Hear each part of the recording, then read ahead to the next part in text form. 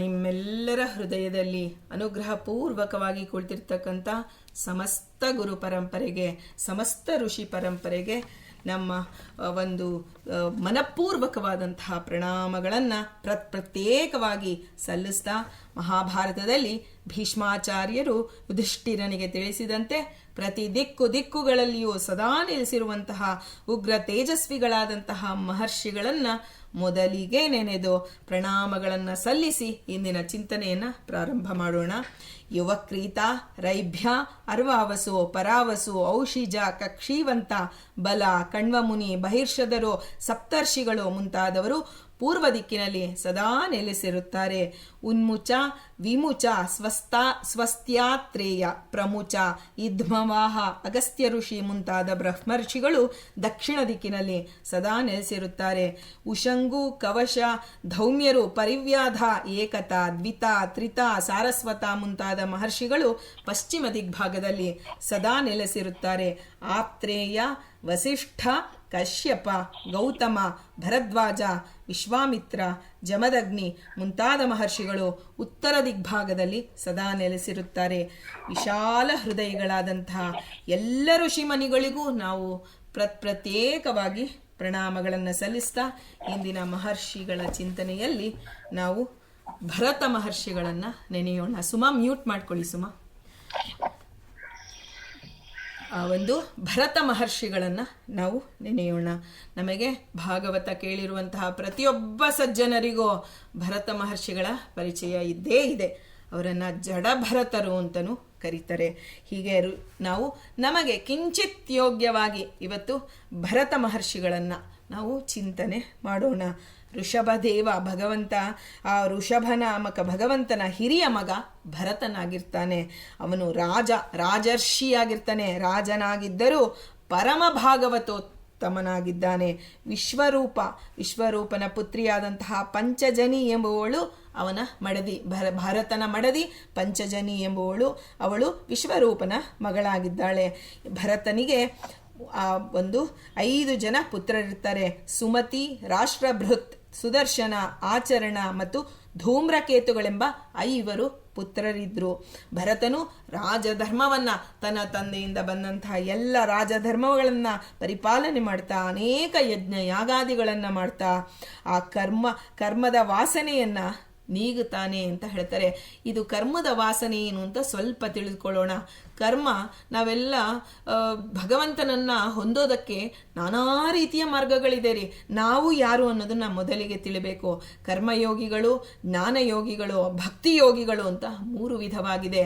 ನಾವೆಲ್ಲರೂ ಕರ್ಮಯೋಗಿಗಳಲ್ಲಿ ಬರ್ತೀವಿ. ಕರ್ಮವನ್ನು ಮಾಡಿ ಜ್ಞಾನವನ್ನು ಸಂಪಾದನೆ ಮಾಡಿ, ಆ ಜ್ಞಾನದಿಂದ ಆ ಭಗವಂತನನ್ನ ಸ್ಮರಣೆ ಮಾಡಿ ಗುರುವನ್ನ ಪಡೆದು, ಗುರುಗಳ ಅನುಗ್ರಹ ಪಡೆದ ಮೇಲೆ ಆನಂತರ ಮತ್ತೆ ಭಗವಂತನನ್ನ ಆರಾಧನೆ ಮಾಡಿ ನಾವು ಆ ಒಂದು ದೇವರ ಪ್ರೀತಿಯನ್ನು ಸಂಪಾದನೆ ಮಾಡುವವರಾಗಿದ್ದೇವೆ. ಅಂದರೆ ಎತ್ಕೋತಾನೆ ನೋಡಿ, ನಮಗೆ ಕರ್ಮ ಬೇಡ ರೀ, ನಮಗೆ ಜ್ಞಾನ ತುಂಬ ಈಸಿ, ಅದೊಂದೇ ನಮಗೆ ಸಿಗಲಿ ಅಂದರೆ ದೇವರು ಕೊಡೋದಿಲ್ಲ. ಇವತ್ತು ನಮಗೆ ಏನೋ ಒಂದು ಕಿಂಚಿತ್ ಜ್ಞಾನ ಕೊಟ್ಟಿದ್ದಾನೆ. ಹರಿವಾಯು ಗುರುಗಳ ಬಗ್ಗೆ ಯಥಾರ್ಥ ಜ್ಞಾನ ಕೊಡುವಂತಹ ಗುರುಗಳು ಅವ್ರಿಗೇನೋ ಒಂದು ಚೂರು ನಮಗೆ ಕೊಟ್ಟಿದ್ದಾರೆ ಅಂದರೆ ಅದು ಹಿಂದೆ ನಾವು ಮಾಡಿದ ಕರ್ಮದ ಫಲ, ಸತ್ಕರ್ಮಗಳ ಫಲ ಅಂತ ನಾವಿವತ್ತು ತಿಳಿಬೇಕು. ಹಾಗಾಗಿ ಕರ್ಮ ಮಾಡಬಾರ್ದು ಅಲ್ಲರಿ, ಕರ್ಮ ಮಾಡೋದೇ ಜ್ಞಾನಕ್ಕಾಗಿ. ಆದರೆ ಕರ್ಮ ಮಾಡಿದರೂ ನಮಗೆ ಜ್ಞಾನ ಬಂದಿಲ್ಲ ಅಂದರೆ ಶ್ರಮಯೇವಹಿ ಕೇವಲಂ ಅಂದ್ಬಿಡ್ತಾರೆ. ಅದು ನಾವು ನಿಷ್ಕಾಮ ಕರ್ಮವನ್ನು ಮಾಡಿದಾಗ ನಮಗೆ ಸಿಗುವಂತಹ ಜ್ಞಾನ ಇದು. ರುಜುಗಳ ನಾಮಸ್ಮರಣೆ ಇರ್ಬೋದು, ಭಗವಂತನ ಚಿಂತನ ಇರ್ಬೋದು, ಇದೆಲ್ಲವೂ ಸತ್ಕರ್ಮಗಳ ಫಲ ಅಂತ ತಿಳಿಬೇಕು. ಇದ್ದಕ್ಕಿದ್ದಂಗೆ ನನಗೆಲ್ಲ ಅರ್ಥ ಆಗತ್ತೆ ರೀ, ಎಲ್ಲ ಬರುತ್ತೆ ಅಂತ ತಿಳಿಬಾರ್ದು. ಜನ್ಮಾಂತರದ್ದಿರುತ್ತೆ. ಆ ಸತ್ಕರ್ಮಗಳ ಫಲ ಇವತ್ತು ನಮಗೆ ಜ್ಞಾನ ಬಂದಿದೆ. ಇವತ್ತು ನಾವು ಮಾಡಿದರೆ ಮತ್ತೆ ಆ ಜ್ಞಾನ ಇನ್ನೂ ಅಭಿವೃದ್ಧಿ ಆಗ್ತಾ ಹೋಗುತ್ತೆ ಅಂತ ತಿಳಿಬೇಕು. ಹೀಗೆ ಭರತ ತನ್ನ ಎಲ್ಲ ಧರ್ಮ, ಆ ಸ್ವಧರ್ಮೇ ನಿಧನಂ ಶ್ರೇಯ ಅಂತ, ಪರಧರ್ಮೋ ಭಯಾವಹ ಅಂತ ಕೃಷ್ಣ ಹೇಳ್ಬಿಡ್ತಾನೆ. ನಿನಗೆ ಏನು ಸ್ವಧರ್ಮ, ನೀನು ಎಲ್ಲಿ ಹುಟ್ಟಿದ್ಯಾ, ನಿನ್ನ ಒಂದು ಸ್ವಧರ್ಮ ಅಂದರೆ ಸ್ವಧರ್ಮ ಅಂತ ಹೇಳ್ತಾನೆ ನೋಡಿ. ಧರ್ಮ ನೀನು ಜಾತಿ ಧರ್ಮ ಅಂತ ಅವನು ಹೇಳಿಲ್ಲ, ಸ್ವಧರ್ಮಾಚರಣೆ ಮಾಡು ಅಂತ ಹೇಳ್ತಾನೆ. ಸ್ವಧರ್ಮ ಅಂತಂದ್ರೆ ಮೊದಲು ನಾನು ಯಾರು ಅನ್ನೋದು, ನಾನು ಇವರಿಗೆ ಮಗಳಾಗಿರ್ಬೋದು, ಇವ್ರಿಗೆ ತಂಗಿ ಆಗಿರ್ಬೋದು, ಇವ್ರಿಗೆ ಸ್ನೇಹಿತೆ, ಅದಲ್ಲ ರೀ. ಮೊದಲಿಗೆ ಸ್ವಧರ್ಮ ಅಂದ್ರೆ ಯಾರು, ನಾನೊಬ್ಬ ದಾಸ, ಭಗವಂತ ಈಶ. ಸ್ವಧರ್ಮ ಅಂದರೆ ನಾನು ಅಸ್ವತಂತ್ರ ಜೀವ, ಭಗವಂತನನ್ನು ನಾನು ಯಾರು ಅಂತ ತಿಳಿದುಕೊಳ್ಬೇಕು, ಭಗವಂತ ಯಾರು ಅಂತ ತಿಳ್ಕೊಳ್ಳೋಕ್ಕಾಗಿ ನಾನು ಬಂದಿರೋದು. ಅದನ್ನು ಬಿಟ್ಟು ಮಿಕ್ಕಿದ್ದು ಎಲ್ಲ, ಅಯ್ಯೋ ನಾನೊಬ್ಬ ತಾಯಿರಿ, ಅಯ್ಯೋ ನಾನೊಬ್ಬ ತಂಗಿರಿ, ನಾನೊಬ್ಬ ಸಹೋದರಿ, ನಾನು ಆ ಧರ್ಮ ಮುಖ್ಯ ರೀ ಅಂತ ಅದ್ರ ಹಿಂದೆ ಹಿಂದೆ ಓಡೋಗ್ತಿದ್ದೀವಿ. ಆದರೆ ಅದು ಯಾವುದು ನಮಗೆ ಆ ಒಂದು ಕರ್ಮಾನುಸಾರವಾಗಿ ಬರುವಂತಹ ಸಂಬಂಧಗಳು. ಆದರೆ ಭಗವಂತನ ಈಶತ್ವ ಅನ್ನುವ ಸಂಬಂಧ ಅನಿಮಿತ್ತವಾಗಿ ಬರುತ್ತೆ. ಹಾಗಾಗಿ ಸ್ವಧರ್ಮೇ ನಿಧನಂ ಶ್ರೇಯ, ಸ್ವಧರ್ಮದಲ್ಲಿ ರತನಾಗು ಅಂತ ಕೃಷ್ಣ ಹೇಳಿರೋದು. ನಾವು ಸ್ವಧರ್ಮ ಅಂದರೆ ನಮ್ಮ ಜಾತಿ ನೋಡಿ, ನಾವು ಬ್ರಾಹ್ಮಣರು, ನಮಗೆ ಈ ಧರ್ಮ ಇದೆ, ಇದನ್ನು ನಾವು ಪರಿಪಾಲನೆ ಮಾಡ್ತೀವಿ ಅಂತ ನಾವು ನಮ್ಮದೇ ಆದ ಅರ್ಥಗಳಿಂದ ನಾವು ಮುಂದೆ ಹೋಗ್ತಾ ಇದ್ದೀವಿ. ಆದರೆ ಜಡಭರತರು, ಆ ಭರತ ಇನ್ನೂ ಜಡಭರತ ಅಂತ ಹೆಸರು ಬಂದಿಲ್ಲ, ಆ ಭರತ ಮಹರ್ಷಿಗಳು ಕರ್ಮೋಪಾಸನೆ, ಕರ್ಮದ ವಾಸನೆಯನ್ನೆಲ್ಲವನ್ನ, ಈ ಎಲ್ಲ ಸಾತ್ವಿಕ ಕರ್ಮಗಳನ್ನು ತನ್ನ ಆ ಸ್ವಧರ್ಮಾನುಷ್ಠಾನ ಮಾಡುವ ಮೂಲಕ ಎಲ್ಲದ ಹಿಂದಿನ ಕರ್ಮದ ಎಲ್ಲ ವಾಸನೆಯನ್ನು ನೀಗ್ತಾರೆ. ತಾವು ನಡೆಸ್ತಕ್ಕಂಥ ಎಲ್ಲ ಕರ್ಮಗಳು ಭಗವಂತನ ಆರಾಧನೆ ಅಂತ ಭಾವಿಸಿ ಮಾಡುತ್ತಾ ಶುದ್ಧ ಮನಸ್ಕರಾಗ್ತಾರೆ. ಒಮ್ಮೆ ನಾವು ಶುದ್ಧ ಮನಸ್ಸನ್ನು ನಾವು ಪಡೆದ್ವಿ ಅಂದರೆ ಅದು ಜನ್ಮ ಜನ್ಮಕ್ಕೂ ಬರ್ತಾ ಹೋಗುತ್ತೆ. ಈಗ ನಾವು ಮನಸ್ಸಿನ ಬಗ್ಗೆ ಗಮನ ಕೊಡದೆ ಕರ್ಮದ ಬಗ್ಗೆ ಗಮನ ಕೊಟ್ವಿ ಅಂದರೆ ಹೊರಗಿನ ಕೈಕಾಲುಗಳನ್ನು, ಈ ಇಂದ್ರಿಯಗಳನ್ನು ಮಾಡಿ ಇರೋ ಕರ್ಮದಲ್ಲಿ ನಮಗೆ ಆನಂದ ಸಿಗ್ತಿದೆ. ನಮಗೇನು ಒಂದು ಕೃಷ್ಣಾರ್ಪಣ ಮಸ್ತು ಅಂತ ಬಿಡಬೇಕಂದ್ರೆ ನಮಗೆ ಮಂತ್ರಾಕ್ಷತೆ ಬೇಕು, ನೀರು ಬೇಕು ರೀ ಅಂದ್ರೇನೆ ಓ ಕೃಷ್ಣಾರ್ಪಣ ಮಸ್ತ್, ಇಲ್ಲಾಂದ್ರೆ ಏನೋ ಚಡಪಡಿಕೆ, ಅಯ್ಯೋ ನೋಡಿ ಕೃಷ್ಣಾರ್ಪಣನೇ ಸರಿಯಾಗಿ ಬಿಟ್ಟಿಲ್ಲ ಅಂತೀವಿ. ಆದರೆ ಕೃಷ್ಣಾರ್ಪಣ ಅನ್ನುವ ಅರ್ಥವೇ ನಮಗೆ ಗೊತ್ತಿಲ್ಲ. ಏನು ಕೃಷ್ಣಾರ್ಪಣ, ಮಂತ್ರಾಕ್ಷತೆ ನೀರನ್ನ ಕೃಷ್ಣಾರ್ಪಣ ಅಂತ ಅಂದಿಲ್ಲ. ಅವನು ಶಮೀಕ ಮಹರ್ಷಿಗಳು ಆ ಪರೀಕ್ಷಿತ್ ಮಹಾರಾಜ ಹಾವನ್ ಹಾಕ್ದ, ಆ ಶೃಂಗಿ ಶಾಪ ಕೊಟ್ನಲ್ಲ, ಅವನಿಗೆ ಎಲ್ಲಿತ್ತು ಶಾಪ ಕೊಡಕ್ಕೆ, ನೀರೆಲ್ಲಿತ್ತು? ಹಾಗೆ ಅವನು ತಾನು ಆ ಶ್ರೋತ್ರಾಚಮನ ಮಾಡಿ ಆ ಒಂದು ಇದರಿಂದ ಶಾಪ ಕೊಟ್ಟ ಅಂತ ನಾವು ಕೇಳ್ತೀವಿ. ಋಷಿ ಮುನಿಗಳಿಗೆ ಇದು ಯಾವ ವಸ್ತುಗಳು ಅವರಿಗೆ ಬೇಕಿಲ್ಲ ಭಗವಂತನಿಗೆ ಸಮರ್ಪಣೆ ಮಾಡೋಕ್ಕೆ. ನಾವೊಂದು ನೈವೇದ್ಯ ಅಂತ ಮಾಡ್ತೀವಿ ದೇವರ ಮುಂದೆ, ಸ್ವಾಮಿ ನಾನು ಮಾಡಿದ ಎಲ್ಲ ಕೆಲಸಗಳು ಯತ್ಕರೋಮಿ ಜಗನ್ನಾಥ ತದಸ್ತು ತವ ಪೂಜನಂ ಅಂತ ಹೇಳ್ತೀವಿ. ಹೇಗೆ ಬರೀ ಆ ಶ್ಲೋಕ ಹೇಳಿದ್ರೆ ಸಾಕ ಅಂದರೆ ಇಲ್ಲ, ನಾವು ಮಾಡಿರ್ತಕ್ಕಂಥ ಕರ್ಮಗಳಲ್ಲಿ ಭಗವಂತ ನಿಂತು ಮಾಡಿಸಿದ್ದಾನೆ. ನಮ್ಮ ಮನೆಯಲ್ಲಿರ್ತಕ್ಕಂಥ ನಮ್ಮ ಉಪಾಸ್ಯ ಮೂರ್ತಿ ಸಾಲಿಗ್ರಾಮದಲ್ಲಿ ಅಥವಾ ಕ್ಷೇತ್ರ ಮೂರ್ತಿಯಲ್ಲಿ ಯಾವ ರೂಪ ಇದೆ, ಆ ಒಂದು ಕರ್ಮದಲ್ಲಿರ್ತಕ್ಕಂಥ ಆ ಪ್ರಧಾನವಾದ ರೂಪ ಅದು ಮತ್ತು ನನ್ನ ಬಿಂಬರೂಪ ಎಲ್ಲವೂ ಒಂದೇ ಅಂತ ತಿಳಿಯುವುದೇ ಕೃಷ್ಣಾರ್ಪಣ ಅನ್ನುವುದು. ಆದರೆ ನಮಗೆ ಅದು ಬರೋದಿಲ್ಲ ರೀ. ನಮಗೆ ಈ ಕರ್ಮದಲ್ಲೇ ನಮಗೆ ಆಸಕ್ತಿ. ಜ್ಞಾನ ಒಂದು ಕರ್ಮ ನಮಗೆ ಜ್ಞಾನವನ್ನು ಕೊಟ್ಟರೆ ಆ ಕರ್ಮ ಸಾರ್ಥಕ ಅಂತ ನಾವು ತಿಳಿಬೇಕು. ಇಂತಹ ಎಲ್ಲವನ್ನ ಆ ಭಕ್ತಿ ಯೋಗ ಅವನು ಭರತ ಶುದ್ಧ ಮನಸ್ಕನಾದಾಗ ಇದು ಬಂದಾಗ ಅವನ ಭಕ್ತಿ ಯೋಗ ಪರಿಪಕ್ವವಾಯಿತು. ಆಗ ಕೆಲವು ಕಾಲದ ನಂತರ ತನ್ನ ರಾಜ್ಯವನ್ನ ಮಕ್ಕಳಿಗೆಲ್ಲ ಹಂಚಿಕೊಟ್ಟು ಬಿಡ್ತಾನೆ. ಅರಮನೆಯನ್ನು ಬಿಟ್ಟು ಪುಲಹಾಶ್ರಮ ಅನ್ನುವ ಪ್ರಖ್ಯಾತವಾದಂತಹ ಸಾಲಿಗ್ರಾಮ ಕ್ಷೇತ್ರಕ್ಕೆ ಬಂದು ಸೇರ್ತಾನೆ. ಆ ಕ್ಷೇತ್ರ ಬಹಳ ಪವಿತ್ರತಮವಾಗಿದ್ದು ಅಂತ ಹೇಳ್ತಾರೆ ಮಹಾಭಾರತದಲ್ಲಿ. ಚಕ್ರಾ ನದಿಯು ಅಲ್ಲಿ ಪ್ರವಹಿಸ್ತಾ ಇತ್ತು. ಆ ನದಿ ತೀರದಲ್ಲಿ ಭರತ ಏಕಾಂಗಿಯಾಗಿದ್ದುಕೊಂಡು, ಅಂದರೆ ತನ್ನ ಎಲ್ಲವನ್ನ ಕರ್ಕೊಂಡು ತನ್ನ ಸಂಸಾರವನ್ನ ಕಟ್ಟಿಕೊಂಡು ಬಂದಿಲ್ಲ ರೀ. ಸಂಸಾರ ಅಂದರೆ ನಾವು ಏನಂತೀವಿ, ಫಿಸಿಕಲಿ ನಮ್ಮ ಭಾಷೆಯಲ್ಲಿ ಹೇಳೋದಾದರೆ ಫಿಸಿಕಲಿ ಕರ್ಕೊಂಡು ಬಂದಿಲ್ಲ, ಆದರೆ ಮನಸ್ಸಿನಿಂದ ನೀಗಿ ಬಂದ. ಇಲ್ಲಾಂದರೆ ನೀವು ಬ್ರಹ್ಮದೇವರು ಹೇಳ್ತಾರೆ, ಮನಸ್ಸಿನಿಂದ ನೀನು ಎಲ್ಲೇ ಇರು, ನೀನು ಆ ಒಂದು ಸಂಸಾರದಲ್ಲೇ ಇದ್ದರೂ ನೀನು ಏಕಾಂಗಿಯಾಗಿರ್ಬೋದು, ಆದರೆ ನಿನಗೆ ಮನಸ್ಸಿನಲ್ಲಿ 100 ಜನ ತುಂಬಿಕೊಂಡಿದ್ರು ಅಂದರೆ ನೀನು ಆ ಒಂದು ಕಾಡಿಗೆ ಹೋದರೂ ನೀನು ಒಟ್ಟು ಕುಟುಂಬಿಯಾಗೆ ಬದುಕ್ತೀಯಾ ಅಂತ ಹೇಳ್ತಾ, ಆಗ ಆ ಒಂದು ನದಿ ತೀರದಲ್ಲಿ ಭರತ ಏಕಾಂಗಿಯಾಗಿದ್ದುಕೊಂಡು ಭಗವಂತನನ್ನ ಆರಾಧನೆ ಮಾಡೋದಕ್ಕೆ ಪ್ರಾರಂಭಿಸಿದ. ಹೀಗೆ ಭರತ ನದಿಯಲ್ಲಿ ಸ್ನಾನ ಮಾಡಿ ಪ್ರತಿನಿತ್ಯ ಪ್ರಣವ ಜಪವನ್ನು ಮಾಡ್ತಾ ಆ ಒಂದು ತೀರದಲ್ಲಿ ಕುಳಿತಿರ್ತಿದ್ದ. ನೋಡಿ, ಪ್ರಣವ ಜಪ ಒಮ್ಮೆ ಕಣ್ಣು ಮುಚ್ಚಿದರೆ ಮತ್ತೆ ಸಮಯಕ್ಕೆ ಆ ಒಳಗಡೆ ತತ್ವಾಭಿಮಾನಿಗಳು ಭರತನಿಗೆ ಎಂತಹ ಎಚ್ಚರಿಕೆ ಕೊಡ್ತಿದ್ರು ಅಂದರೆ, ಸಕಾಲಕ್ಕೆ ಎಚ್ಚರಿಕೆ ಕೊಡ್ತಿದ್ರು. ಮಧ್ಯಾಹ್ನ ಕಾಲಕ್ಕೆ ಅವರು ಸಂಧ್ಯಾವಂದನೆ ಸಮಯಕ್ಕೆ ಕಂಡು ಬಿಡ್ತಿದ್ದ. ಮಾಧ್ಯಾಹ್ನಿಕ ಸಂಧ್ಯಾವಂದನೆಯನ್ನು ಮಾಡಿ ಮತ್ತೆ ಪ್ರಣವ ಜನ್ಮಕ್ಕೆ ಕೊಡ್ತಿದ್ದ. ಮತ್ತೆ ಸಾಯಂ ಸಂಧ್ಯಾವನೆಗೆ ಅವನಿಗೆ ಎಚ್ಚರ ಆಗ್ತಾ ಇದ್ದಿದ್ದು. ನಾವು ಹಾಗಲ್ಲ ರೀ, ಇಷ್ಟು ಅಲಾರಾಮ್ ಇಟ್ಕೊಂಡ್ರು ನಾವು ಸರಿಯಾದ ಸಮಯಕ್ಕೆ ಏಳೋದಿಲ್ಲ. ಆದರೆ ನಿಜವಾದ ಅಲಾರಾಮ್ ಯಾರು ಅಂದರೆ ತತ್ವಾಭಿಮಾನಿ ದೇವತೆಗಳು. ಅವನು ದೇವತೆಗಳನ್ನು ಪ್ರಾರ್ಥನೆ ಮಾಡಿ ಪ್ರಣವ ಜಪಕ್ಕೆ ಕೂತ್ಕೊಳ್ತಾ ಇದ್ದ. ಹೀಗೆ ಒಮ್ಮೆ ಅವನ ಕರ್ಮಾನುಸಾರವಾಗಿ ತತ್ವಾಭಿಮಾನಿಗಳು ಇದ್ದಕ್ಕಿದ್ದಂತೆ ಕಣ್ಣು ಬಿಟ್ಟ. ಎಚ್ಚರಿಕೆ ಬಂತು. ನೋಡ್ತಾ ಇದ್ದಾನೆ, ಅಲ್ಲಿ ಒಂದು ಹೆಣ್ಣು ಜಿಂಕೆ ನೀರನ್ನು ಕುಡಿಯಲು ಬಂತು. ನೋಡಿ, ಒಂದು ಮನಸ್ಸು ಒಬ್ಬರಲ್ಲಿ ನಮಗೆ ಲೀನ ಆಗಬೇಕು ಅಂದರೆ ಅದು ನಮ್ಮ ಕರ್ಮ ಇದೆ. ಅದಕ್ಕಾಗಿ ಆ ಒಂದು ತತ್ವಾಭಿಮಾನಿಗಳು ಆ ರೀತಿ ನಮಗೆ ಅವರಲ್ಲಿ ಎಚ್ಚರಿಕೆ ಕೊಡ್ತಾ ಹೋಗ್ತಾರೆ. ಆಗ ನೀರು ಕುಡಿತಾ ಇದೆ ಆ ಹೆಣ್ಣು ಜಿಂಕೆ. ಅದು ನೋಡಿದ್ರೆ ಗರ್ಭಿಣಿಯಂತೆ ಕಾಣಿಸ್ತಾ ಇತ್ತು. ಆಗ ಭಯಂಕರವಾದಂತಹ ಸಿಂಹದ ಗರ್ಜನೆ ಕೇಳಿಬಿಡ್ತು. ಆ ಜಿಂಕೆ ಭಯದಿಂದ ತತ್ತರಗುಡ್ತು. ಆ ಒಂದು ಇದನ್ನು ನೋಡಿ, ಕೇವಲ ಕೇಳುವಿಕೆಯಿಂದ ನೋಡಿಲ್ಲ ಸಿಂಹದ ಗರ್ಜನೆಯನ್ನ ಕೇಳಿ ಅದಕ್ಕೆ ಭಯವಾಯಿತು.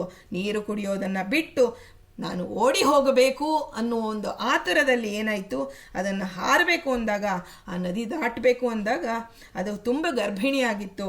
ಅದಕ್ಕೆ ಅಲ್ಲೇ ಆ ಕ್ಷಣದಲ್ಲಿ ಪ್ರಸವವಾಗಿ ಬಿಡ್ತು. ಜಿಂಕೆ ಮರಿ ಹೊರಗೆ ಬಿತ್ತು.